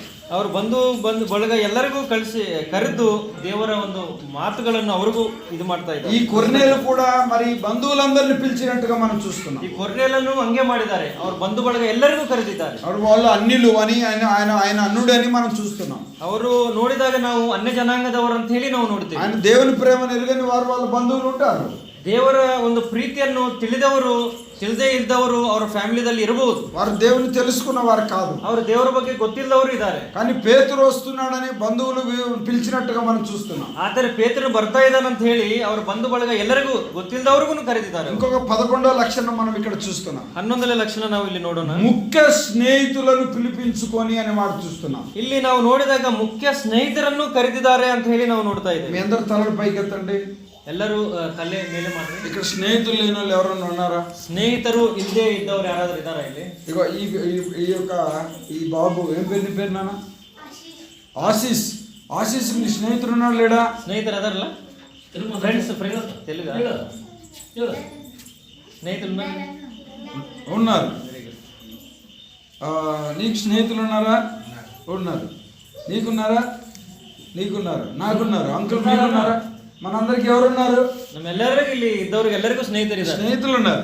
ಸ್ನೇಹಿತರಿದ್ದಾರೆ. అలా మనందరికి స్నేహితులు ఉన్నారు. కానీ ಸ್ನೇಹಿತರಿದ್ದಾರೆ. స్నేహితులుగా ముఖ్య స్నేహితులను పిలిపించి, ಆದರೆ ಇಲ್ಲಿ ನಾವು ನೋಡಿದಾಗ ಮುಖ್ಯ ಸ್ನೇಹಿತರಿಗೆ ಅವರು ಕರೆದಿದ್ದಾರೆ ಅಂತ ನಾವು ನೋಡ್ತಾ ఇక్కడ ఒక విషయాన్ని మీరు గుర్తుపెట్టుకోవాలి. ಕನ್ನಡದಾಗ ಪ್ರಾಣ ಮಿತ್ರರು ಅಂತ ಹೇಳಿದೆ. ఎందుకు అని అంటే ಇದಕ್ಕಂತ ನಾವು ನೋಡಿದಾಗ ఇక ఉన్నతమైన ఉద్యోగంలో ఉన్నాడు గనుక ಆತನು ಒಂದು ಉನ್ನತವಾದ ಉದ್ಯೋಗದಲ್ಲಿ ಇದ್ದಾರೆ ಅಂತ ಹೇಳಿ ఒక సైన్యములో ఆఫీసర్ గా ఉన్నాడు గనుక ಒಂದು ಸೈನ್ಯಕ್ಕೆ ದೊಡ್ಡ ಆಫೀಸರ್ ಆಗಿ ಇದ್ರೂನು ఆయన ముఖ్య స్నేహితులంతా ఇంకే పెద్ద ఆఫీసర్స్ అయి ఉంటారు కదా. ಆತನ ಮುಖ್ಯ ಸ್ನೇಹಿತರಂದ್ರೆ ಅವರೂ ದೊಡ್ಡ ಆಫೀಸರ್ ಆಗಿರ್ತಾರೆ. ఇంకా పెద్ద డబ్బు ఆస్తి ఉన్న వాళ్ళు అయ్యుండొచ్చు. ಅವರೆಲ್ಲರೂ ನೋಡಿದಾಗ ಸಂಪತ್ತು ಬಹಳ ಇದ್ದವರಾಗಿರಬಹುದು. కానీ ఎవరు వారి విధానంలో వారు స్నేహం చేస్తున్నట్టు నేటి దినాల్లో మనం చూస్తాం. ಇವತ್ತಿನ ದಿವಸದಲ್ಲಿ ನಾವು ನೋಡಿದಾಗ ಯಾರು ಯಾವ ಸ್ಥಿತಿಯಲ್ಲಿ ಇರ್ತಾರೋ ಅದೇ ಸ್ಥಿತಿಯಲ್ಲಿ ಅವರು ಸ್ನೇಹಿತರು ಇದ್ದವರು. ముఖ్యమైన వారిని ఆ స్నేహితులందరినీ పిలిచాడు. ಆದರೆ ಇಲ್ಲಿ ನಾವು ನೋಡಿದಾಗ ಮುಖ್ಯವಾದ ಪ್ರಾಣ ಮಿತ್ರರನ್ನು ಅವರು ಕರೆದಿದ್ದಾರೆ. వాళ్ళని పిలిచి మరి వారికి దేవుని వాక్యాన్ని వినిపించినట్టుగా మనం చూస్తున్నాం. ಅವನು ಕರೆಸಿ ದೇವರ ವಾಕ್ಯ ಅವ್ರಿಗೂ ಸಾರೋ ತರ ಅವ್ರಿಗೂ ಮುಟ್ಟೋ ತರ ಮಾಡಿದ್ದಾರೆ. ఇక్కడ చదువు వచ్చిన వాళ్ళు ఎంతమంది ఉన్నారు? చేతులు ఎత్తండి. ಇಲ್ಲಿ ಎಜುಕೇಟೆಡ್ ಎಷ್ಟು ಮಂದಿ ಇದ್ದಾರೆ? ಓದಿದವರು ಎಲ್ಲರೂ ಎಜುಕೇಟೆಡ್. మరి మీరు ఎవరి దగ్గర రాసుకోవట్లేదు, ఏదో 2-3 రాస్తున్నారు అంటే. ಯಾರು ರೆಫರೆನ್ಸ್ಗಳನ್ನು ಬರೀತಾ ಇಲ್ಲ ಅಂತ ನೋಡ್ತಾರೆ. తప్పకుండా చదువు వచ్చిన వాళ్ళందరి దగ్గర ఒక మంచి డైరీ ఉండాలి. ನಿಮಗೆ ಓದ್ಲಿಕ್ಕೆ ಬರ್ಲಿಕ್ಕೆ ಬಂದವರು ಎಲ್ಲರ ಕಡೆನೋ ಒಂದು ಡೈರಿ ಇಟ್ಕೋಬೇಕು. ಯಾವಾಗ మీరు తప్పుగా అర్థం చేసుకోమాకండి, ದಯವಿಟ್ಟು ತಪ್ಪು ತಿಳ್ಕೊಬೇಡ್ರಿ. మీరు వాక్యము నేర్చుకోవడానికి వీలవుతుంది. ಯಾಕಂದ್ರೆ ಆ ವಾಕ್ಯ ಮತ್ತಿನ್ನೊಂದ್ಸಲ ನಾವು ನೋಡ್ಲಿಕ್ಕೆ ಅವಕಾಶ ಸಿಗುತ್ತೆ. ఒక వ్యక్తిని గురించి నేను 11 పాయింట్లు చెప్పాను. ఇప్పుడు ಒಬ್ಬ ವ್ಯಕ್ತಿ ಬಗ್ಗೆ 11 ಲಕ್ಷಣಗಳನ್ನು ಈಗ ಬ್ರದರ್ ಹೇಳಿದರು. నేను ముందే చెప్పాను, మిమ్మల్ని అడుగుతానని చెప్పాను. ನಾನು ಮತ್ತೆ ನಿಮಗೆ ಕೇಳ್ತೀನಿ ಅಂತ ಮೊದಲೇ ಹೇಳಿದರು ಅವರು. ఇప్పుడు రాసుకున్న వాళ్ళు చెప్తారు. ಯಾರು ಬರ್ಕೊಂಡಿದಾರೋ ಅವ್ರು ಹೇಳ್ಬೋದು. ఇప్పుడు రాసుకున్న వాళ్ళు చెప్పండి. ಯಾರು ಬರ್ಕೊಂಡಿಲ್ಲ ಅವ್ರು ಹೇಳ್ರಿ. ಈಗ మొదటి లక్షణం ఏంటి చెప్పండి? ಮೊದಲನೇ ಲಕ್ಷಣ ಏನಾಗಿದೆ? ಕೊರ್ನೇಲು శతాధిపతి. రెండో లక్షణం ఏంటి? ಎರಡನೇ ಲಕ್ಷಣ భక్తి కలిగిన వాడు. మూడోది ఏంటి? ಮನೆಯವರೆಲ್ಲ ఇంటి వారందరితో కూడా భయభక్తులు కలిగిన వాడు. నాలుగోది ఏంటి? ఎల్లప్పుడూ చేసేవాడు. ఐదోది ఏంటి? ఐదನೇ లಕ್ಷ ఎల్లప్పుడూ దేవునికి ಪ್ರಾರ್ಥನೆ ಮಾಡು. కన్నడలో చెప్పండి, ఇబ్బంది లేదు, నాకు కూడా అర్థమవుతుంది. నేను ఎందుకంటే ఒక 12 సంవత్సరాల నుంచి మీ కర్ణాటక వస్తున్నాను, కొద్దిగా అర్థమవుతుంది. ನಿತ್ಯವೂ ಪ್ರಾರ್ಥನೆ ಮಾಡು. సరే, ఇప్పుడు 4వ లక్షణంగా మనం అది చూస్తూ 5వ లక్షణంగా చూస్తున్నాం. 6వది ఏంటి చెప్పండి? 6ನೇ ಲಕ್ಷಣ సైనికుడు భక్తి కలిగిన వాడని చూస్తున్నాం. ಸೈನಿಕನು ಭಕ್ತಿ ಉಳ್ಳವನ ಅಂತ ನಾವು ನೋಡಬಹುದು. మరి ಅಂದ್ರೆ ಆತನ ಸೈನಿಕರಲ್ಲಿ ಸೇರಿದವನು. 7వ ಲಕ್ಷణం ఏంటి? 7ನೇ ಲಕ್ಷಣ నీతిమంతుడు. 8వ లక్షణం ఏంటి? 8ನೇ ಲಕ್ಷಣ భయపడువాడు. 9వ లక్షణం ఏంటి? 9ನೇ మంచి పేరు కలిగిన వాడు. ಒಳ್ಳೆಯ ಹೆಸರು. మరి 10వ లక్షణం ఏంటి? 10ನೇ ಲಕ್ಷಣ బంధువులను పిలిపించుకున్నాడు. ಅವ್ರ ಬಂಧು ಬಳಗ ಎಲ್ಲರೂ ಕರೆದವರು. మీరు యేసు ప్రభు నమ్మని మీ బంధువులు ఉన్నారు లేదా? ನಿಮ್ಮ ಬಂಧುಗಳಲ್ಲಿ ಯೇಸು ಕ್ರಿಸ್ತನಿಗೆ ನಂಬದವರು ಇದ್ದಾರೆ ಇಲ್ಲ? ಇದ್ದಾರೆ. మరి వాళ్ళని ఎప్పుడన్నా పిలిపించి వాక్యం వినిపించారా? ಅಂಥವ್ರಿಗೆ ಯಾವಾಗಾದರೂ ಕರೆದು ನೀವು ಸುವಾರ್ತೆಯನ್ನು ಸಾರೋ ತರ ಮಾಡಿದಿರಾ? అలా చేశారా? ಆ ತರ ಮಾಡಿದಿರಾ? మీరు పొందిన రక్షణను ఆనందాన్ని మరి వారికి తెలియజేయాలి కదా. ನೀವು ಹೊಂದಿರೋ ರಕ್ಷಣೆ ಆನಂದವನ್ನು ಅವರಿಗೂ ನಾವು ಹೇಳ್ಬೋದು. మీరు యేసు ప్రభు నమ్ముకున్నారు, మీరు యేసు ప్రభు వస్తే పరలోకానికి వెళ్తారు. ಯೇಸು ಕ್ರಿಸ್ತ ನೀವು ನಂಬಿದಿರಿ, ಅದಕ್ಕೋಸ್ಕರ ಯೇಸು ಕ್ರಿಸ್ತ ಬಂದಾಗ ನೀವು ಸ್ವರ ಪರಲೋಕಕ್ಕೆ ಹೋಗ್ತೀರಿ. మరి యేసు ప్రభు నమ్మని మీ బంధువులు ఎక్కడికి వెళ్తారు? ಯೇಸು ಕ್ರಿಸ್ತನ್ ನಂಬದೇ ಇದ್ದವರ ನಿಮ್ಮ ಬಂಧುಗಳು ಅವರ ಪರಿಸ್ಥಿತಿ ಏನಾಗುತ್ತೆ? నరకానికి వెళ్ళిపోతారు. ನರಕಕ್ಕೆ ಹೋಗ್ತಾರೆ.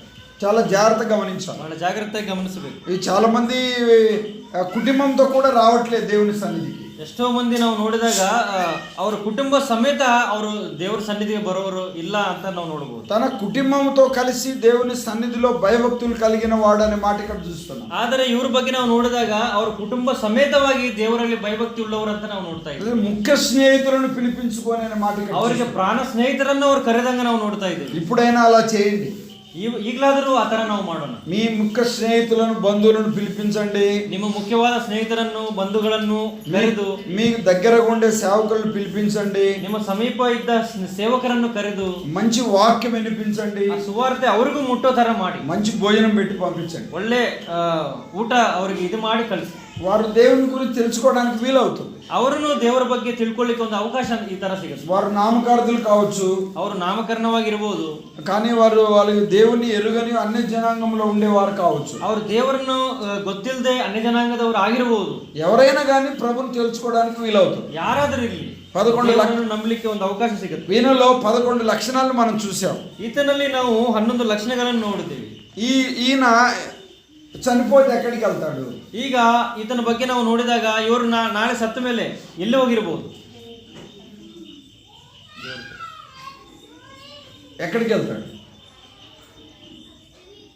ಎಲ್ಲಿ ಹೋಗ್ತಾನೆ ಸತ್ತರೆ? ಅಂದ್ರೆ ಆಲ್ರೆಡಿ ಆಗಿದೆ ಅದು.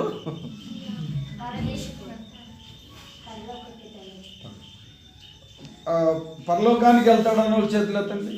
పరదేశన్నా పరలోకమన్నా సరే, అది తర్వాత. ದೇವರ ಸನ್ನಿಧಿ, అది దేవుని సన్నిధికి వెళ్తాడు అన్న వాళ్ళు చేతులు ఎత్తండి. ದೇವರ ಸನ್ನಿಧಿಗೆ ಹೋಗ್ತಾನಂತ ಹೇಳೋರು ಕೈ ಮೇಲೆ ಮಾಡಿ.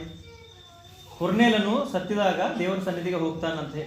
ఇప్పుడు మనం చెప్పుకున్న ఈ వ్యక్తి మరి పరలోకానికి వెళ్తాడా లేదా? వెళ్తాడు అన్న వాళ్ళు చేతులు ఎత్తండి అంటున్నా. ಈಗ ನಾವು ಹೇಳಿರುವ ಈ ವ್ಯಕ್ತಿ ದೇವರ ಸಮೀಪ ತಂದೆ ಕಡೆ ಅಂದರೆ ಪರಲೋಕಕ್ಕೆ ಹೋಗ್ತಾನಂತ ನಮ್ಮವರು ಕೈ ಮಾಡಿದ ಮೇಲೆ పైకి ఎత్తాల పూర్తిగా ಎಲ್ಲರೂ ಮಾಡಬೇಕು. ಎಲ್ಲರಲ್ಲ, ನಂಬದವರು, ನಂಬಿದವರು. రైట్, దించండి. ఓకే, ಕೆಳಗಡೆ ಮಾಡಿ. ప్రేమ ఎక్కడికి వెళ్తాడు చనిపోతే? పరలోకానికి వెళ్తాడు. నేను నరకానికి వెళ్తాడని అంటున్నా. ಪ್ರೇಮ್ ಅಂತ ಇದ್ದಾನೆ ಪರಲೋಕಕ್ಕೆ ಹೋಗ್ತಾನಂತೇಳಿ, ಸಹೋದರ ಅಂತ ಇದ್ದಾರೆ ಇಲ್ಲ ನರಕಕ್ಕೆ ಹೋಗ್ತಾನು ಅಂತ ಹೇಳಿ. మీరందరూ కూడా పరలోకానికి వెళ్తాడని చెప్పారు. ನೀವೆಲ್ಲರೂ ಹೇಳಿದ್ರಿ ಪರಲೋಕಕ್ಕೆ ಹೋಗ್ತಾನಂತ ಹೇಳಿ. ఒక ఇద్దరు ముగ్గురు తప్ప, ಒಂದು 2-3 ಮಂದಿ ಅಷ್ಟೇ ಏನು ಹೇಳಿಲ್ಲ. కానీ ఆయన నరకానికి వెళ్తాడని నేను అంటాను. ಆತ ನರಕಕ್ಕೆ ಹೋಗ್ತಾನಂತ ಹೇಳಿ ಬ್ರದರ್ ಅಂತ ಇದ್ದಾರೆ. ఇంత మంచి లక్షణాలు కలిగిన వ్యక్తి నరకానికి వెళ్తాడా? ಇಷ್ಟು ಒಳ್ಳೆ ಲಕ್ಷಣ ಇದ್ದವರು ನರಕಕ್ಕೆ ಹೋಗ್ತಾರಾ? వెళ్తాడు. వెళ్ళడని మీరు చెప్తున్నారు, ಹೋಗೋದಿಲ್ಲ ಅಂತ ಹೇಳಿ ನೀವೆಲ್ಲರೂ ಹೇಳ್ತಾ ಇದ್ದೀರಿ. వెళ్తాడని నేను అంటున్నాను. ನರಕಕ್ಕೆ ಹೋಗ್ತಾನಂತ ಹೇಳಿ ಬ್ರದರ್ ಅಂತ ಇದ್ದಾರೆ. నరకానికి వెళ్తాడు అని చెప్తున్నాను. ನರಕಕ್ಕೆ ಹೋಗ್ತಾನೆ ಅಂತ ಹೇಳಿ ಅವರು దృఢವಾಗಿ ಹೇಳ್ತಾ ಇದ್ದಾರೆ. చూడండి, ఒక మాట చూడండి. ಒಂದು ಮಾತನ್ನು ನಾವು ನೋಡೋಣ. చాలా జాగ్రత్తగా ఈ మాటను మీరు గమనించాలి. ಬಹಳ ಜಾಗ್ರತೆಯಾಗಿ ನಾವು ಇದನ್ನು ಗಮನಿಸೋಣ. మనం ఇక్కడ ఈ మాటను గమనించినట్లయితే ನಾವು ಈ ಮಾತನ್ನು ಇಲ್ಲಿ ಗಮನಿಸಿದರೆ 11వ అధ్యాయం 14వ వచనం చూడండి. 11ನೇ ಅಧ್ಯಾಯ 14 14వ వచనం. 11ನೇ ಅಧ್ಯಾಯ 14ನೇ ವಚನ ನೋಡೋಣ. అపోస్తుల కార్యం 11 14. ಅಪೊಸ್ತಲ ಕೃತ್ಯಗಳು 11ನೇ ಅಧ್ಯಾಯ 14ನೇ ವಚನವನ್ನು ನಾವು ನೋಡೋಣ. ಅವನು ನಿನಗೆ ಕೆಲವು ಮಾತುಗಳನ್ನು ಹೇಳುವನು, ಆ ಮಾತುಗಳಿಂದ ಅದೇ కదా ನಿನಗೂ ನಿನ್ನ ಮನೆಯವರೆಲ್ಲರಿಗೂ ರಕ್ಷಣೆಯಾಗುವುದು ಎಂದು ಹೇಳಿದನೆಂಬುದಾಗಿ ತಿಳಿಸಿದನು. తెలుగు కూడా చదవండి ఒకళ్ళు. నీవును నీ ఇంటి వారందరూ ఏ మాటల వలన రక్షణ పొందుదురో ఆ మాటలు అతడు నీతో చెప్పునని తన ఇంట నిలిచి తనతో చెప్పిన యొక్క దేవదూతను చూచిన సంగతి మాకు తెలిపెను. వినండి, ఎలా ఉంటుంది అందరు తలలు పైకెత్తండి. ಎಲ್ಲರೂ ದಯವಿಟ್ಟು ಗಮನಿಸಿರಿ, ಇಲ್ಲಿ ನೋಡ್ರಿ. మనం చూసిన 11 లక్షణాలు 10వ అధ్యాయంలో ఉన్నాయా 11వ అధ్యాయంలో ఉన్నాయా? ನಾವು ನೋಡಿದ 11 ಲಕ್ಷಣಗಳು ಎಲ್ಲಿ ನೋಡಿದೆ ನಾವು? 10ನೇ ಅಧ್ಯಾಯದಲ್ಲಿ, 11ನೇ ಅಧ್ಯಾಯದಲ್ಲಿ, 10ನೇ ಅಧ್ಯಾಯದಲ್ಲಿ. మీరు సమాధానం చెప్పాలని ముందే చెప్పాను నేను. ನೀವು ಸಮಾಧಾನ ಹೇಳಬೇಕು. అందుకోసమే నెక్స్ట్ నోట్ బుక్ తెచ్చుకోండి అని రాసుకోవడానికి. ಅದಕ್ಕೆ ನೆಕ್ಸ್ಟ್ ಟೈಮ್ ಇಂದ ಒಂದು ಡೈರಿ ನೋಟ್ಬುಕ್ ಸಣ್ಣದು ನಿಮ್ಮ ಕಡೆ ಇಟ್ಕೊಳ್ಳಿ. తప్పకుండా అది రాసుకోవడానికి ప్రయత్నం చేయండి. ಹೌದು, ಬರ್ಕೊಂಡಾಗ ನಿಮಗೂ ಅದು ಯೂಸ್ ಆಗುತ್ತೆ. దేవుడు ఇలా చెప్తున్న నీవును నీ ఇంటి వారు ఏ మాటల వలన రక్షణ పొందుదురో అనే మాట మనం ఇక్కడ చూస్తున్నాం. ಇಲ್ಲಿ ನೋಡಿದಾಗ ನೀನು ನಿನ್ನ ಮನೆಯವರು ಯಾವ ಮಾತುಗಳಿಂದ ರಕ್ಷಣೆ ಹೊಂದುತ್ತೀರೋ ಅಂತ ಹೇಳಿ ಇಲ್ಲಿ ನೋಡಿದ. ఇక్కడ జాగ్రత్తగా మనం గమనించినట్లయితే ఆయనకు రక్షణ లేనట్టుగా మనం చూస్తున్నాం. ಇಲ್ಲಿ ಬಹಳ ಜಾಗ್ರತೆಯಾಗಿ ನಾವು ಗಮನಿಸಿದರೆ ಈ ಎಲ್ಲ ಲಕ್ಷಣಗಳಿದ್ರೂ ರಕ್ಷಣೆ ಇಲ್ಲ ಅಂತ ಹೇಳಿ ನಾವು ನೋಡ್ತಾ ಇದ್ದೀವಿ. రక్షణ లేదు ఆయనకి, ರಕ್ಷಣೆ ಇಲ್ಲ. కానీ ಆದರೂ ఆయన ప్రార్థన చేసేవాడు, ಆದ್ರೂ ಅವರು ಪ್ರಾರ್ಥನೆ ಮಾಡೋರಾಗಿದ್ದಾರೆ. ఆయన ధర్మం చేసేవాడు, ಧರ್ಮ ಮಾಡೋರಾಗಿದ್ದಾರೆ. ఆయన భక్తి కలిగిన వాడు, ಭಕ್ತಿ ಉಳ್ಳವರಾಗಿದ್ದಾರೆ. తన ఇంటి వారందరూ భక్తి కలిగిన వారు. ಅವರ ಮನೆಯಲ್ಲಿರೋ ಎಲ್ಲರನ್ನೂ ಭಕ್ತಿ ಪರಂತ ನಾವು ನೋಡ್ತಾ కాదు, ಇದ್ದೀವಿ. తన దగ్గర పని చేసే వ్యక్తి కూడా భక్తి కలిగిన వాడిగా ఉన్నాడు. ಆತನ ಕಡೆ ಕೆಲಸ ಮಾಡೋರು ಭಕ್ತಿ ಪರಂತ ನಾವು ನೋಡ್ತಾ ಇದ್ದೀವಿ. ఆయన నీతిమంతుడిగా ఉన్నాడు, ಆತನ ನೀತಿವಂತನು ಅಂತ ಹೇಳಿ ನಾವು ನೋಡ್ತಾ ఆయన ಇದ್ದೀವಿ. దేవునికి భయపడేవాడిగా ఉన్నాడు. ಆತನು ದೇವರಿಗೆ ಭಯಪಡುವನು ಅಂತ ಹೇಳಿ ನಾವು ನೋಡ್ತಾ ಇದ್ದೇವೆ. అంతేకాకుండా తన బంధువులను తన ముఖ్య స్నేహితులను పిలిపించిన వాడిగా ఉన్నాడు. ಅಷ್ಟೇ ಅಲ್ಲದೆ ಅವರ ಬಂಧುಗಳಿಗೆ ಅವರ ಪ್ರಾಣ ಸ್ನೇಹಿತರಿಗೂ ಕರೆದಿದ್ದಾರೆ ಅಂತ ನಾವು ನೋಡ್ತಾ ಇದ್ದೇವೆ. ఆయన ప్రార్థన దేవుడు విన్నాడు అనే మాటలు మనం చూస్తాం. ಆತನ ಒಂದು ಪ್ರಾರ್ಥನೆ ದೇವರು ಕೇಳಿದ್ದಾರೆ ಅಂತ ನಾವು ನೋಡ್ತಾ ಇದ್ದೇವೆ. కానీ ఆయనకు రక్షణ లేదు. ಆದರೆ ಅವರಿಗೆ ರಕ್ಷಣೆ ಇಲ್ಲ. నీవును నీ ఇంటి వారు ఏ మాటల వలన రక్షణ పొందుదురో ఆ మాటలు పేతురు మీతో చెప్తాడు అనే మాటలు చూస్తున్నాం. ನೀನು ನಿನ್ನ ಮನೆಯವರು ಯಾವ ಮಾತುಗಳಿಂದ ರಕ್ಷಣೆ ಹೊಂದಬೇಕೋ ಆ ಮಾತುಗಳನ್ನು ಪೇತ್ರನು ನಿನಗೆ ಹೇಳ್ತಾನಂತ ಹೇಳಿ ಇಲ್ಲಿ ನೋಡ್ತಾ ಇದ್ದೇವೆ. అంటే ఈ మాటను బట్టి మనం ఏమి లేదు, ఈయనకి ಈ ಮಾತುಗಳಿಂದ ನಾವು ನೋಡಿದಾಗ ನಮ್ಗೆ ಏನ್ ಅರ್ಥ ಆಗ್ತಾ ಇದೆ? ಇಲ್ಲಿ ఏమి లేదు, ಏನಿಲ್ಲ? ರಕ್ಷಣೆ ಇಲ್ಲ. చాలా రక్షణ లేకపోతే ఎక్కడికి వెళ్తాడు? ರಕ್ಷಣೆ ಇಲ್ಲ ಅಂದ್ರೆ ಎಲ್ಲಿ ಹೋಗ್ತಾನೆ? ನರಕ. మరి మనం నరకానికి వెళ్ళకూడదు కదా. ಆದ್ರೆ ನಾವು ನರಕಕ್ಕೆ ಹೋಗ್ಬಾರ್ದಲ್ವಾ? చాలా మంది కూడా మంచివాడండి అని చెప్తారు. ಎಷ್ಟೋ ಮಂದಿ ಬಗ್ಗೆ ನಾವು ನೋಡಿದಾಗ ಒಳ್ಳೆಯವರು ಅಂತ ನಾವು ಕೇಳ್ತೀವಿ. ప్రార్థన చేస్తాడండి అని చెప్తారు, ಪ್ರಾರ್ಥನೆ ಮಾಡೋರು ಅಂತ ನಾವು బైబిల్ చదువుతారని చెప్తారు, ಬೈಬಲ್ ಓದೋರು ಅಂತ ನಾವು ನೋಡ್ತೀವಿ, చాలా భక్తి కలిగి ఉంటారని ಬಹಳ చెప్తారు, ಭಕ್ತಿ ಉಳ್ಳವರಪ್ಪ ಅಂತ ಹೇಳಿ ನಾವು ಕೇಳ್ತೀವಿ, బీదలకు సాయం చేస్తాడని చెప్తారు. ಬೇರೆಯವ್ರಿಗೆ ಸಹಾಯ ಮಾಡೋರು ಅಂತಾನು ಕೇಳಿರ್ತೀವಿ. కానీ రక్షణ లేదు. ಆದ್ರೆ ಅವ್ರಿಗೆ ರಕ್ಷಣೆ ಇಲ್ಲ. రక్షణ లేకపోతే ఎన్ని ఉన్నా ప్రయోజనం లేదు. ರಕ್ಷಣೆ ಇಲ್ಲಂದ್ರೆ ಏನಿದ್ರು ಎಷ್ಟಿದ್ರು ಏನು ಉಪಯೋಗ ಇಲ್ಲ. కానీ అందుకనే దేవుడు ఆయనలో ఉండే ఈ 11 లక్షణాలను బట్టి ప్రభు ఆయనకు రక్షణ ఇవ్వడానికి ఇష్టపడ్డాడు. ಅದಕ್ಕಾಗಿ ದೇವರು ಕೊನೆಯನ್ನು ನೋಡಿದಾಗ ಈ 11 ಒಳ್ಳೆಯ ಲಕ್ಷಣಗಳು ಇದ್ದಾವಂತ ಹೇಳಿ ಅವರಿಗೆ ರಕ್ಷಣೆ ಕೊಡ್ಲಿಕ್ಕೆ ಇಷ್ಟಪಟ್ಟಿದ್ದಾರೆ. ఇందుకే శీఘ్రంగా పేతురును మరి ఆ యొక్క కొర్నేలు ఇంటికి ప్రభు పంపినట్టుగా చూస్తున్నాం. ಸೊ ಅದ ಕಾರಣ ಶೀಘ್ರವಾಗಿ ಪೇತ್ರನ್ನು కొర్నేలు మనిగే కలిసిదంగా ನಾವು ನೋಡ್ತಾ ಇದ್ದೇವೆ. ఆ పేతురు అక్కడ కొర్నేలు ఇంటికి వచ్చి రక్షణను గురించిన సంగతులు వివరంగా చెప్పినట్టుగా మనం చూస్తాం. ಪೇತ್ರನು కొర్నేలు మనిಗೆ ಬಂದು ರಕ್ಷಣೆ ಬಗ್ಗೆ ಬೇಕಾಗಿರೋ ಮಾತುಗಳನ್ನೆಲ್ಲ ಅಲ್ಲಿ ಹೇಳಿದಂಗೆ ನಾವು ನೋಡ್ತಾ ಇದ್ದೇವೆ. అప్పుడు తన ఇంటి వారు తన బంధువులందరూ తన స్నేహితులందరూ ఆ రక్షణను గురించిన సంగతులు తెలుసుకున్నట్టుగా మనం గమనించగలం. ಆವಾಗ ಪೇತ್ರನು ಹೇಳಿದಾಗ ಕೊರ್ನೇಲು ಅವ್ರ ಫ್ಯಾಮಿಲಿ ಮೆಂಬರ್ಸ್ ಅವರ ಮಿತ್ರರು ಎಲ್ಲರನ್ನೂ ರಕ್ಷಣೆ ಬಗ್ಗೆ ತಿಳ್ಕೊಳ್ಳೋದಂಗೆ ನಾವು ನೋಡ್ತಾ ಇದ್ದೀವಿ. చాలా జాగ్రత్తగా మనం ఈ విషయాలను గమనించాలి. ಬಹಳ ಜಾಗ್ರತೆಯಾಗಿ ನಾವು ಈ ಮಾತುಗಳನ್ನು ಗಮನಿಸೋಣ. మంచి వ్యక్తి అండి అని చెప్తారు, ಒಳ್ಳೆ ವ್ಯಕ್ತಿ ಅಂತಲೂ ಹೇಳ್ಬೋದು, ఎవరికేమి ఇబ్బంది కలిగించదని చెప్తారు, ಯಾರಿಗೂ ಏನು ಕಷ್ಟ ಕೊಡೋರಲ್ಲ ಅಂತಲೂ ಹೇಳ್ಬೋದು, దేవుడు అంటే భయం అండి అని చెప్తారు, ದೇವರಂದ್ರೆ ಅವ್ರಿಗೆ ಬಹಳ ಭಕ್ತಿ ಇದೆ ಭಯವಿದೆ ಅಂತಲೂ ಹೇಳ್ಬೋದು, పాటలు పాడతారని చెప్తారు, ಎಷ್ಟೋ ಒಳ್ಳೆ ಹಾಡು ಹಾಡಬಹುದು ಅಂತಲೂ ಹೇಳ್ಬೋದು, కానుకలు ఇస్తారని చెప్తారు, ಕಾಣಿಕೆನು ಕೊಡೋರು ಅಂತ ಹೇಳ್ಬೋದು. ఎన్ని చేసినా గానీ రక్షణ లేకపోతే ప్రయోజనం లేదు. ಎಷ್ಟು ಏನು ಮಾಡಿದ್ರು ರಕ್ಷಣೆ ಇಲ್ಲಂದ್ರೆ ಏನು ಪ್ರಯೋಜನ ಇಲ್ಲ. రక్షణ లేకపోతే నరకానికి వెళ్ళిపోతారు. ರಕ್ಷಣೆ ಇಲ್ಲಂದ್ರೆ ನರಕಕ್ಕೆ ಹೋಗ್ತಾನೆ. ఎంత గొప్ప వ్యక్తి అయినా కావచ్చు, ಎಷ್ಟು ದೊಡ್ಡವರಾಗಿದ್ರು, ఎంత సామాన్యమైన వ్యక్తి అయినా కావచ్చు, ಸಾಮಾನ್ಯನಾಗಿದ್ರು రక్షణ కావాలి. ಎಲ್ಲರಿಗೂ ರಕ್ಷಣೆ ಬೇಕು. రక్షకుడిని ప్రభుని హృదయంలో చేర్చుకోవాలి. ರಕ್ಷಣೆಯಾದ ಯೇಸು ಕ್ರಿಸ್ತನನ್ನು ಹೃದಯದಲ್ಲಿ ಸೇರಿಸ್ಕೋಬೇಕು. మారు మనసు పొందాలి. ಮಾರು ಮನಸ್ಸನ್ನು ಹೊಂದಿರಬೇಕು. అప్పుడే పరలోక రాజ్యానికి చేరాలి. ಆವಾಗ ಪರಲೋಕ ರಾಜ್ಯಕ್ಕೆ ಸೇರೋ ಅವಕಾಶ. ఇక్కడ చేరిన వారందరితో నేను ఒక మాట అడుగుతున్నా. ಇಲ್ಲಿ ಸೇರಿ ಬಂದ್ರು ಎಲ್ಲರಿಗೆ ಒಂದು ಮಾತನ್ನು ಕೇಳಲಿಕ್ಕೆ ఈ ಇಷ್ಟಪಡ್ತೀನಿ. కొర్నేలులో ఉండే లక్షణాలన్నీ కలిగి ఉండి ಈ ಕೊರ್ನೇಲಿನಲ್ಲಿರೋ ಎಲ್ಲಾ ಲಕ್ಷಣಗಳನ್ನು ಹೊಂದಿಕೊಂಡಿದ್ದು, కానీ రక్షణ లేని వారు ఎవరైనా ఇక్కడ ఉన్నారా? ಆ ಲಕ್ಷಣಗಳಲ್ಲೆಲ್ಲ ಇದ್ದು ರಕ್ಷಣೆ ಇಲ್ದವ್ರು ಯಾರಾದ್ರೂ ಇದ್ದಾರಾ? ಇಲ್ಲಿ చాలా జాగ్రత్తగా గమనించాలి. ಬಹಳ ಜಾಗ್ರತೆಯಾಗಿ ಗಮನಿಸಬೇಕು. ఇప్పటికైనా మునిగిపోయిందేమి లేదు. ಈಗಲೂ ಮುಂಚಿದ್ದೇನಿಲ್ಲ. ఈ యొక్క కొర్నేలు కదా తన ముఖ్య స్నేహితులను బంధువులను ఎలా పిలిచాడో అలాగే సంతోషంగా మీ అందరిని పిలిచాడు. ಕೊರ್ನೇಲನು ಯಾವ ತರ ಅವರ ಬಂಧು ಮಿತ್ರಗಳನ್ನ ಆ ಪ್ರಾಣ ಸ್ನೇಹಿತರನ್ನು ಕರೆದಿದ್ದಾರೋ, ಸಂತೋಷ ಬರೋದು ಅದೇ ತರ ನಿಮ್ಮ ಎಲ್ಲರೂ ಕರೆದಿದ್ದಾರೆ. ఆ రోజుల్లో ఎలాగ పేతురు గారు వాళ్ళకు వాక్యాన్ని ప్రకటించాడో ఈ రోజు మరి మా ద్వారంగా దేవుడు మీకు వినిపిస్తున్నాడు. ಆ ಸಮಯದಲ್ಲಿ ಅವರಿಗೆ ರಕ್ಷಣೆ ಯಾವ ತರ ಹೊಂದಬೇಕಂತ ಹೇಳಿ ಪೇತ್ರನು ಸಾರಿದಾರೋ ಅದೇ ತರ ದೇವರನ್ನ ಇಲ್ಲಿ ಸಹೋದರನ ಉಪಯೋಗಿಸಿಕೊಂಡು ಅದೇ ಸುವಾರ್ತೆಯನ್ನು ಸಾರ್ತಾ ಇದ್ದಾರೆ. చాలా జాగ్రత్తగా మీరు గమనించాలి. ಬಹಳ ಜಾಗ್ರತೆಯಾಗಿ ಗಮನಿಸಬೇಕು. ఇంకా రక్షణ పొందని వారు ఎవరైనా ఉన్నారా? ಯಾರಾದರೂ ರಕ್ಷಣೆ ಇಲ್ದವ್ರು ಯಾರಾದರೂ ಇದ್ದಾರಾ? ಇಲ್ಲಿ ప్రభుని హృదయంలో చేర్చుకున్న వారు ఉన్నారా? ಕ್ರಿಸ್ತನನ್ನು ಹೃದಯದಲ್ಲಿ ಸೇರಿಸಿಕೊಳ್ಳದೆ ಇದ್ದವ್ರು ಯಾರಾದರೂ ಇದ್ದಾರಾ? నామకార్థులుగా ఉన్నారా? ನಾಮಕರಣವಾಗಿ ಕ್ರೈಸ್ತರು ಅಂತ ಹೆಸರು ಇಟ್ಟುಕೊಳ್ಳೋರು ಯಾರಾದರೂ ಇದ್ದಾರಾ? ఇదే మిక్కిలి అనుకూలమైన సమయము. ಇದೇ ಒಳ್ಳೆ ಸಮಯ.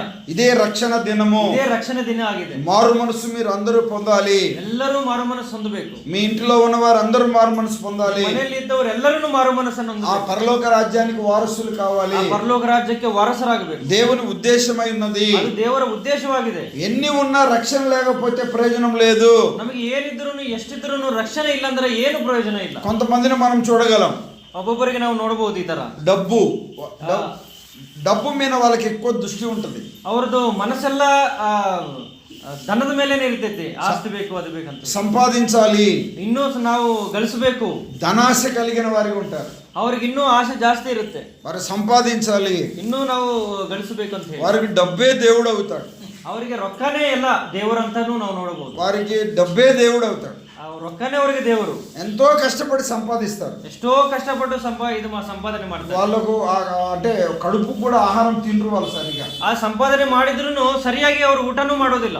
కానీ వాళ్ళ పిల్లలకు కూడా పెట్టరు. ಮಕ್ಕಳಿಗೂ ಸರಿಯಾಗಿ ಕೊಡೋದಿಲ್ಲ. అంతా దాపెడతా ఉంటారు. ಎಲ್ಲ ಅವರು ಮುಚ್ಚಿಡ್ತಾರೆ. ಅವರು డబ్బే దేవుడు వారికి. ಅವ್ರಿಗೆ ಅದು ರೊಕ್ಕ ಸಂಬಳ ಏನಿರ್ತದೆ ಅವ್ರಿಗೆ ದೇವರು. వాళ్ళ పనే దేవుడు వాళ్ళకి. ಅವ್ರ ಕೆಲಸನೇ ಅವರಿಗೆ ದೇವರಾಗಿರ್ತಾರೆ. వారి సంపాదనే వారికి దేవుడు. ಅವ್ರ ಸಂಪಾದನೆ ಏನಿದೆ ಅದೇ ಅವ್ರ ದೇವರು. అంత సంపాదించి దాచిపెడతారు.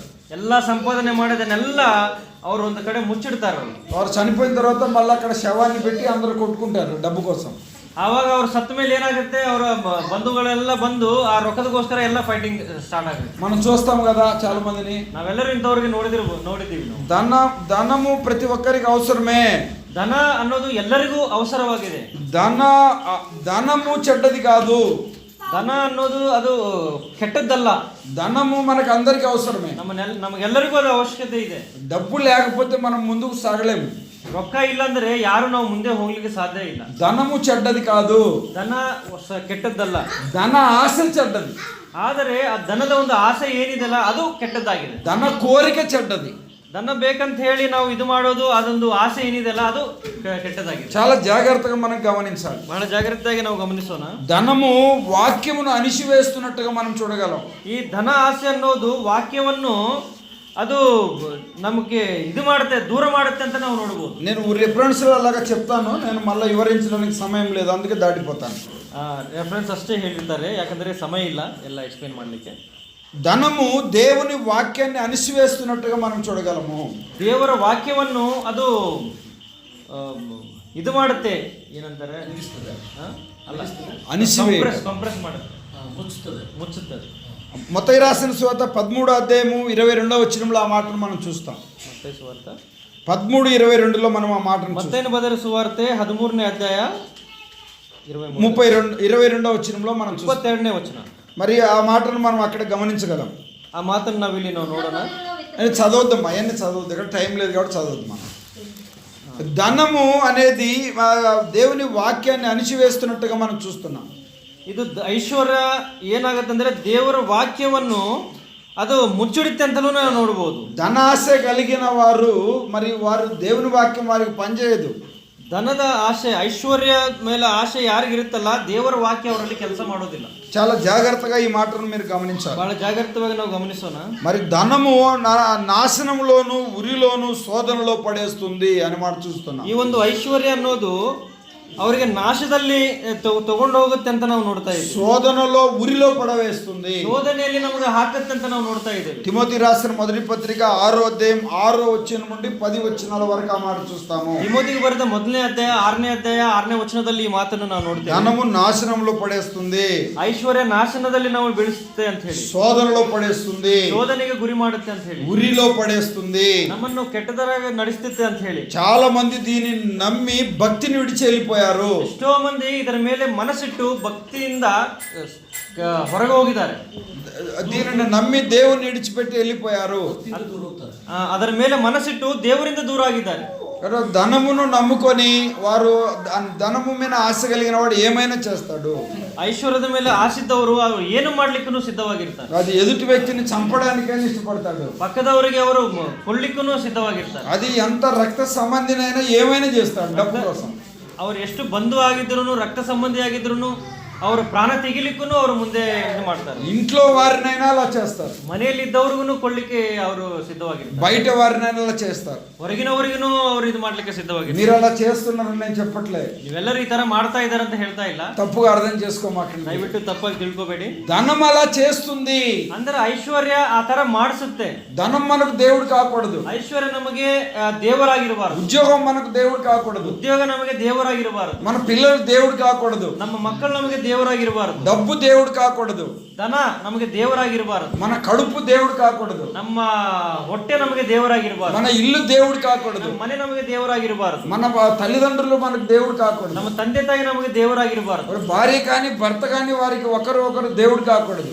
ಆ ಪತಿ ಪತ್ನಿ ಇದ್ರೆ ಯಾರಿದ್ರು ಅವರು ಒಬ್ಬರಿಗೊಬ್ಬರು ದೇವರಾಗಿರಬಾರದು. మనందరి దేవుడు ఆయనే. ನಮ್ಮನ್ನೆಲ್ಲರ ದೇವರು ಆತನಾಗಿದ್ದಾನೆ. అది మనము 63వ కీర్తనలో దావీదు నా దేవుడవు నీవే అని మాట చూస్తాం. 63ನೇ ಕೀರ್ತನೆಯಲ್ಲಿ ದಾವೀದ ಅಂತಾನೆ ನನ್ನ ದೇವರು ನೀನೇ ಅಂತ ಹೇಳಿ. మన దేవుడు దేవుడు అనే మాటను మనం గమనించాలి. ಅಲ್ಲಿ ನನ್ನ ದೇವರು ಅಂತ ಹೇಳಿ ನಾವು ನೋಡ್ತೇವೆ. మరి ఆస్తి గల వారు దేవుని రాజ్యాన్ని పోగొట్టుకుంటారు అనే మాట మనం చూస్తాం. ಐಶ್ವರ್ಯವಂತರು ದೇವರ ಮಾರ್ಗವನ್ನು ಅವರು ಇದು ಮಾಡ್ಕೋತಾರಂತ ನಾವು ನೋಡ್ತೀವಿ. మనము ప్రసంగి గ్రంథం 5వ అధ్యాయం 11వ వచనంలో ఆ మాట చూస్తాం. ಪ್ರಸಂಗಿ ಗ್ರಂಥ 5ನೇ ಅಧ್ಯಾಯ 11ನೇ ವಚನದಲ್ಲಿ ಈ ಮಾತನ್ನ ನಾವು ನೋಡಬಹುದು. మరి మనము చాలా జాగ్రత్తగా మనం ఇక్కడ గమనించినట్లయితే, ಬಹಳ ಜಾಗೃತವಾಗಿ ನಾವು గమనిಸಿದ್ರೆ, మరి ఇంకొక మాటను మనం గమనించినట్లయితే ధనము గలవాడు గర్విష్ఠులుగా ఉంటారని మాట చూస్తాం. ಇನ್ನೊಂದು ನಾವು ನೋಡಿದಾಗ ಐಶ್ವರ್ಯವಂತರು ಗರ್ವಿಷ್ಠರಾಗಿರ್ತಾರಂತ ನಾವು ನೋಡಬಹುದು. అదొక అహం కలిగిన వారిగా వారు ఉంటారు. ಅವರಿಗೆ ಅದು ಒಂಥರ ಅಹಂಕಾರ ಇರುತ್ತೆ ಅಂತ ನಾವು ನೋಡಬಹುದು. ఎంత దగ్గర బంధువులు కానీ మాకు తెలియదు అన్నట్టుగా ఉంటారు. ಎಷ್ಟು ಸಮೀಪ ಬಂಧು ಇದ್ರೂ ಅವ್ರು ಯಾರು ನನಗೆ ಗೊತ್ತಿಲ್ಲ ಈ ತರ ಹೇಳೋರು ಇರ್ತಾರೆ. మరి ఏమి లేనప్పుడు అందరూ దగ్గర ఉంటారు.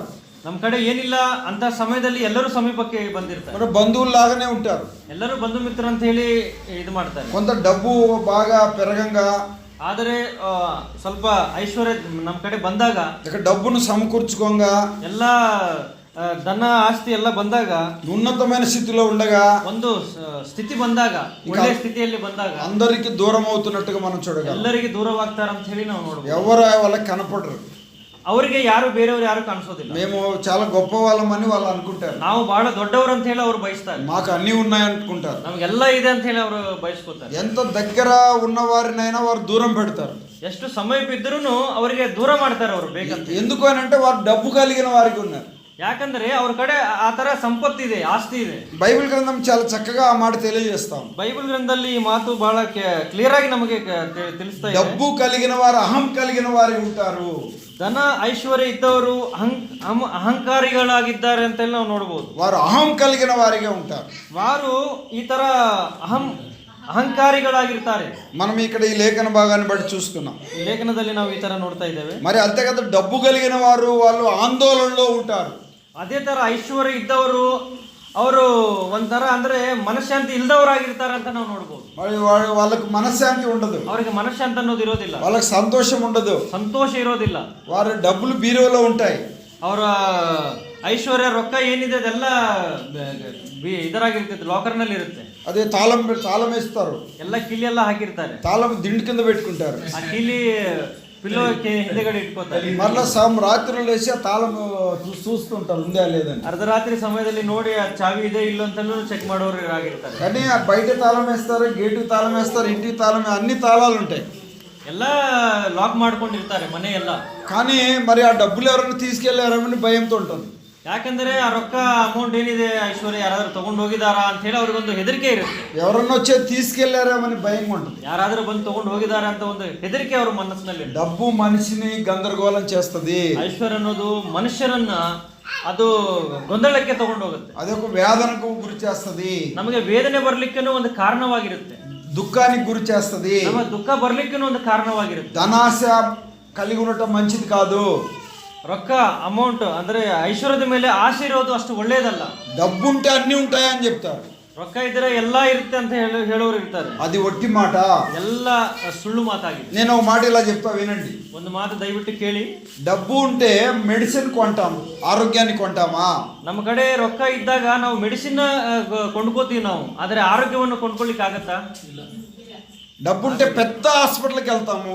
ನಮ್ಮ ಕಡೆ ರೊಕ್ಕ ಇದೆ, ಧನ ಇದೆ, ಐಶ್ವರ್ಯ ಇದೆ ಅಂದ್ರೆ ದೊಡ್ಡ ಹಾಸ್ಪಿಟಲ್ ಹೋಗ್ತೀವಿ ನಾವು. ఆరోగ్యం కొనగలమా? ಆದ್ರೆ ಆರೋಗ್ಯವನ್ನು ಕೊಂಡ್ಕೊಳ್ಳಿಕ್ಕೆ ಆಗತ್ತಾ? డబ్బు ఉంటే మంచి డబుల్ కాట్ మంచం మంచి తీసుకుంటాము. నిద్రను కొనగలమా? ಸಂಪತ್ತು ಜಾಸ್ತಿ ಇದ್ದಾಗ ದೊಡ್ಡ ಒಂದು ಇದು ಬೆಡ್ ತಗೋತೀವಿ, ಕಾಟ್ ತಗೋತೀವಿ, ಆದ್ರೆ ನಿದ್ದೆ ಖರೀದಿ ಮಾಡ್ಲಿಕ್ಕೆ ಆಗತ್ತಾ?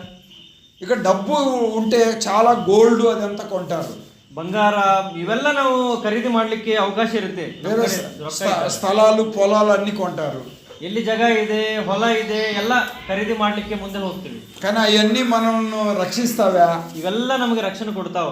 అవి ఎవరు తీసుకెళ్తారో ఏమో అనే విద్యుత్ ఉంటారు. ಅದೆಲ್ಲ ಕೊಂಡ್ಕೊಂಡು ಯಾರು ತಗೊಂಡು ಹೋಗ್ತಾರೆ ಅಂತ ಒಂದು ಭಯ ನಮ್ಮ ಮನಸ್ಸಿನಲ್ಲಿ ಇರುತ್ತೆ. గందరగోళమైన పరిస్థితిలో ఉన్నట్టుగా మనం ಅಲ್ಲಿ ಗೊಂದಲ ಅನ್ನೋದು ನಮ್ಮ ಮನಸ್ಸಿನಲ್ಲಿ ಶುರುವಾಗುತ್ತೆ. డబ్బు ఎక్కువైతే నిద్ర పట్టదు అని మాట చూస్తాం. ಐಶ್ವರ್ಯ ಜಾಸ್ತಿ ಆದ್ರೆ ನಿದ್ದೆ ಹತ್ತೋದಿಲ್ಲ ಅಂತ ಹೇಳಿ ನಾವು ನೋಡಬಹುದು. ప్రసంగి గ్రంథం 5వ అధ్యాయం 11వ వచనంలో ఆ మాట చూస్తున్నాము. ಪ್ರಸಂಗಿ 5ನೇ ಅಧ್ಯಾಯ 11ನೇ ವಚನದಲ್ಲಿ ಈ ಮಾತನ್ನು ನಾವು ನೋಡ್ತಾ ಇದ್ದೀವಿ. ధనము వాక్యమును అణిచివేస్తుంది అనే మాట మనం చూసాం. చెప్పేసేయండి పర్లేదు, ఊరికే చెప్పేసేయండి పర్లేదు. ಧನ వాక్యమును అణిచివేస్తుంది, ವಾಕ್ಯವನ್ನು ಇದು ಮಾಡುತ್ತೆ ಅಂತ ಹೇಳಿ ನಾವು ನೋಡ್ತಾ, ನಮ್ಮಿಂದ ದೂರ ಮಾಡುತ್ತೆ ಅಂತ ಹೇಳಿ ನಾವು ನೋಡಬಹುದು. ధనము ఉరిలోను నాశనములోను కలుగజేస్తుంది. ಧನ ನಮ್ಮನ್ನ ನಾಶಕ್ಕೆ ತಗೊಂಡು ಹೋಗುತ್ತೆ ಅಂತಲೂ ನಾವು ನೋಡಬಹುದು. మనశ్శాంతిని లేకుండా చేస్తుంది, ಮನಃಶಾಂತಿ ಇಲ್ಲದೆ ಮಾಡುತ್ತೆ ಅಂತಲೂ ನಾವು ನೋಡ್ತೀವಿ. దేవుని రాజ్యమును పోగొట్టుకోలేక ధనం చేస్తుంది. ದೇವರ ರಾಜ್ಯವನ್ನು ನಾವು ದೂರ ಮಾಡೋರಾಗಿನೂ ಮಾಡುತ್ತೆ ಧನ ಅಂತಲೂ ನಾವು ನೋಡಬಹುದು. ధనం మనిషికి గందరగోళం తయారు చేస్తుంది. ಧನ ಅನ್ನೋದು ಮನುಷ್ಯರನ್ನ ಒಂದು ಗೊಂದಲಕ್ಕೆ ತಗೊಂಡು ಹೋಗ್ತಿತ್ತು ಅಂತ ನಾವು ನೋಡಬಹುದು. ధనం మనిషికి నిద్ర లేకుండా చేస్తుంది, ನಿದ್ದೆ ಇಲ್ದೇನೂ ಮಾಡುತ್ತೆ ಅಂತಲೂ ನಾವು ನೋಡಬಹುದು. ఏమో అప్పుడు ఏంటమ్మా అలా మేల్కొని నిద్ర రావట్లేదు అని చెప్తారు. ಯಾಕಮ್ಮ ಯಾಕೆ ಈ ತರ ಇದೀರಿ ಅಂದ್ರೆ ನಿದ್ದೆ ಬರ್ತಾ ಇಲ್ಲ ಅಂತ ಹೇಳೋರು. ఎందుకు నిద్ర రావట్లేదు అంటే ನಿದ್ದೆ ಯಾಕೆ ಬರ್ತಾ ಇಲ್ಲ ಅಂತ ಕೇಳಿದಾಗ ఏమో నిద్ర రావట్లేదయ్యా అని చెప్తారు. ಗೊತ್ತಿಲ್ಲಮ್ಮ ನಿದ್ದೆ ಬರ್ತಾ ಇಲ್ಲ ಅಂತ ಹೇಳೋರು. ఇంకా నిద్రపోతే ఈ డబ్బులు ఇవ్వడం తీసుకెళ్తాడేమో. ಯಾಕಂದ್ರೆ ನಿದ್ದೆ ಮಾಡಿದ್ರೆ ಅಲ್ಲಿರೋ ಬೀರುವಾದಲ್ಲಿರೋ ರೊಕ್ಕ ಯಾರಾದ್ರೂ ತಗೊಂಡು ಹೋಗ್ತಾರೆ. బస్సులో ఒక అమ్మ అలాగా కూర్చొని ఉంది. ಬಸ್ ನಲ್ಲಿ ಬ್ರದರ್ ಹೋಗುವಾಗ ಒಬ್ರು ಕುಂತಿದ್ರು. అందరు నిద్రపోతుంటే ఆమె మేల్కొని ఉంది. ಎಲ್ಲರೂ ನಿದ್ದೆ ಮಾಡ್ತಿದ್ರು, ಅವ್ರು ಹಂಗೆ నాకు బంధువు అవుతుంది అమ్మ, ರಿಲೇಷನ್ ಆಗಿದ್ದಾರೆ ಬ್ರದರ್. నువ్వు పండుకోమ్మా అని చెప్పాను నేను. ಅಮ್ಮ ನೀವು నిద్ದೆ ಮಾಡ್ರಿ ಪರವಾಗಿಲ್ಲ, ನಾನು ಇದ್ದೀನಿ. నువ్వు ఒక కళ్ళు మూసుకొని నిద్రపో, ఇబ్బంది లేదు, మనం పోయాక ఇంకా 3 hours పట్టుద్ది అని చెప్పాను. ಕಣ್ಣು ಮುಚ್ಚಿ ನಿದ್ದೆ ಮಾಡ್ರಿ, ಇನ್ನೂ ಸಮಯ ಇದೆ, 3 ತಾಸು ಇದೆ, ಇನ್ನು ರಿಲ್ಯಾಕ್ಸ್ ಆಗಿರಿ ಅಂತ ಹೇಳಿದ್ರು. నా మెల్లో ఉండే చైన్ ఎవరు లాకపోతారో భయం వేస్తుంది అని చెప్పాను. ನನ್ನ ಸರ ಯಾರಾದ್ರೂ ತಗೊಂಡು ಹೋಗ್ತಾರ ಅಂತ ಹೇಳಿ ನನಗೆ ಹೆದರಿಕೆ ಆಗ್ತಾ ಇದೆ ಅಂತ ಹೇಳಿದ್ರು. అందుకే నిద్రపోవట్లేదు అని చెప్పాను. ಅದಕ್ಕೆ ನಿದ್ದೆ ಬರ್ತಾ ಇಲ್ಲ ನನಗೆ ಅಂತ ಹೇಳಿ. నిద్ర పట్టట్లేదు ఆమెకి, ನಿದ್ದೆ ಹತ್ತಾ ಇಲ್ಲ ಅವರಿಗೆ. చాలా జాగ్రత్తగా గమనించాలి. ಬಹಳ ಜಾಗ್ರತೆಯಾಗಿ ಗಮನಿಸಬೇಕು. అక్కడ అందరు తిని పడేసిన ఇచ్చరాకులలో అదే అన్నం తీసుకొని తింటాడు ఒక వ్యక్తి. ಒಬ್ಬರು ನಾವು ನೋಡಿದಾಗ ನಾವು ತಿಂದು ಹೊರಗಡೆ ಹಾಕಿದ್ದನ್ನ ಅದು ತಗೊಂಡು ಅದೇ ಮತ್ತೆ ತಿನ್ನೋರು ಇರ್ತಾರೆ. అదే అక్కడే పడుకొని బాగా నిద్రపోతుంటే గురుకలు పెట్టుకొని ಅಲ್ಲೇ ಮಲಗಿ ನಿದ್ದೆ ಮಾಡೋರು ಇರ್ತಾರೆ. ఆ వ్యక్తికి బాగా నిద్ర వస్తుంది, ಅಂತವ್ರಿಗೆ ನಿದ್ದೆ ಬರುತ್ತೆ ಸರಿಯಾಗಿ. డబ్బున్న వ్యక్తికి ఏమి రావట్లే. ಆದರೆ ಐಶ್ವರ್ಯ ಇದ್ದವ್ರಿಗೆ ಏನು ಬರ್ತಾ ಇಲ್ಲ, ನಿದ್ದೆ ಬರ್ತಾ ಇಲ್ಲ. చాలా జాగ్రత్త మనకు గమనించాలి. ಬಹಳ ಜಾಗ್ರತೆಯಾಗಿ ಗಮನಿಸಬೇಕು. నేను ముగిస్తున్నాను. ಮುಗಿಸ್ತಾ ಇದ್ದೇವೆ. కొర్నేలును గురించిన సంగతులు మనం చూస్తున్నాం. ಕೊರ್ನೇಲ್ ಬಗ್ಗೆ ನಾವು ನೋಡ್ತಾ ಇದ್ದೇವೆ. 11 లక్షణాలు ఆయనలో మనం చూసాం. 11 ಲಕ್ಷಣಗಳನ್ನು ನಾವು ಕೊರ್ನೇಲದಲ್ಲಿ ನೋಡಿದ್ದೇವೆ.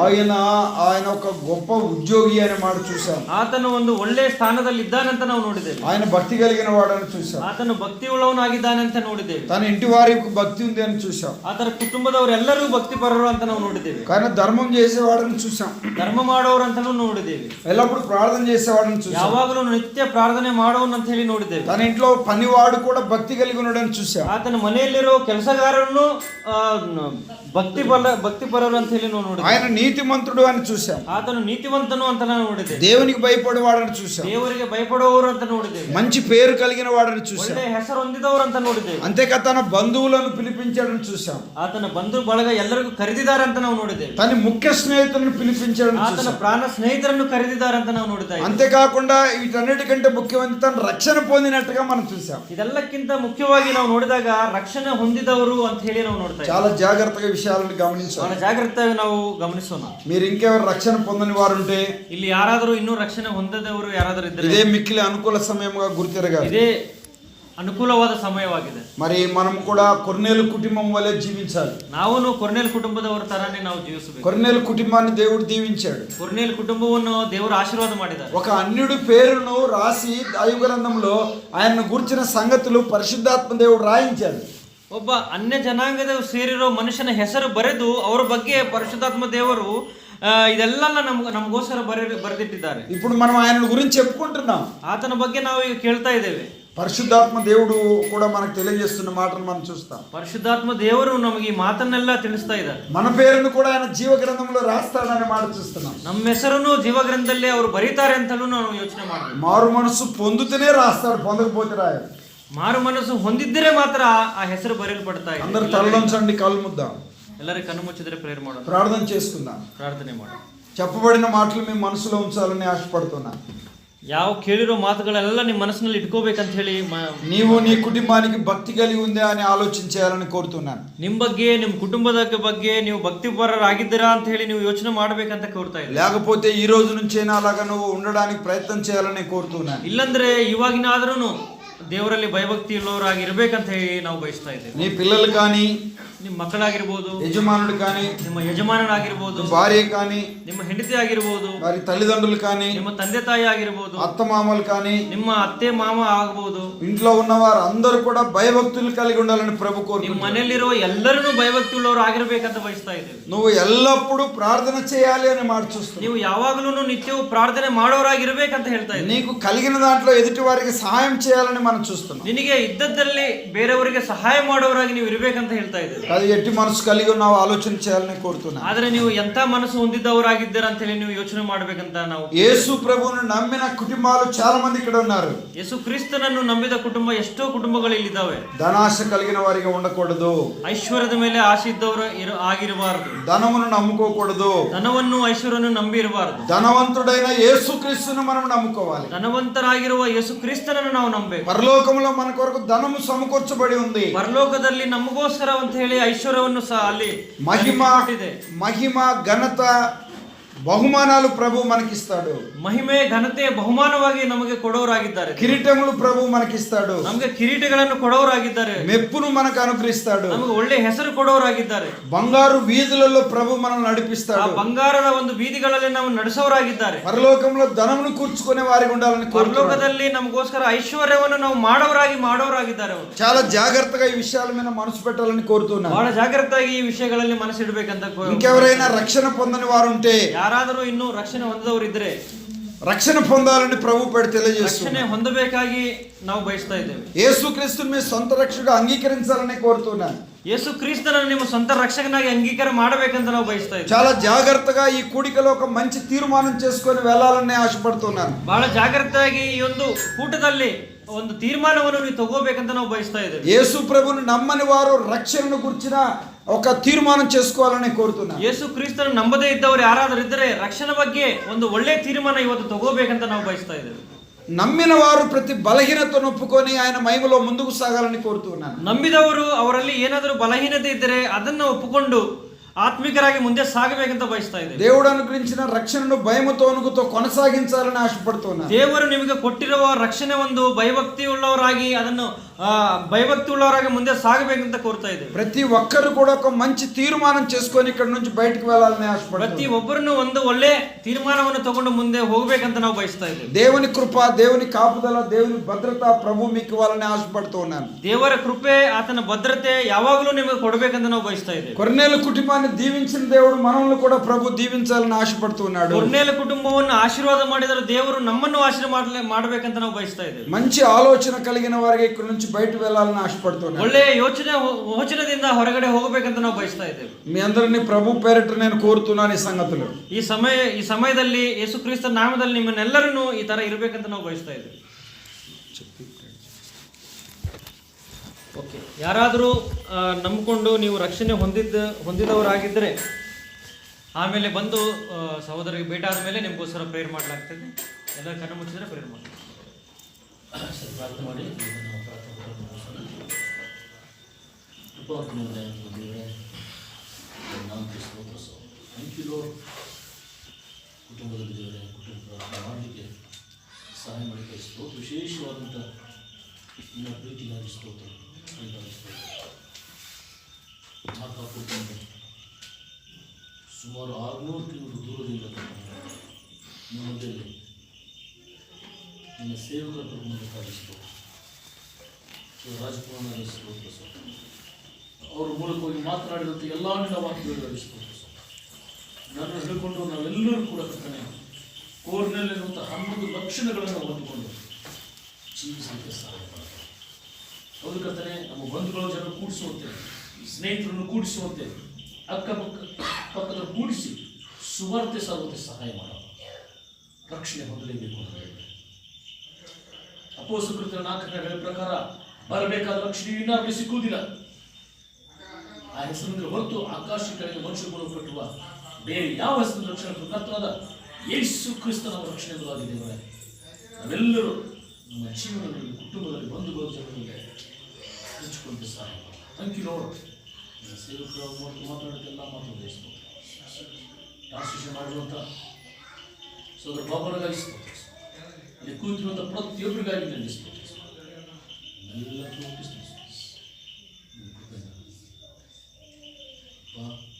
ಮುಂದಿನ ಸಮಯ ಎಲ್ಲರಿಗೂ ನೀನು ನಡೆಸು, ಕಾಪಾಡ. ಕರ್ತನಾದ ಯೇಸು ಕ್ರಿಸ್ತನ ಪರಿಶುದ್ಧ ನಾಮದಲ್ಲಿ ನಂಬಿಕೆಯಿಂದ ಪ್ರಾರ್ಥಿಸುತ್ತೇವೆ ಸ್ವರ್ಗೀಯ ತಂದೆಯೇ. ಆಮೆನ್.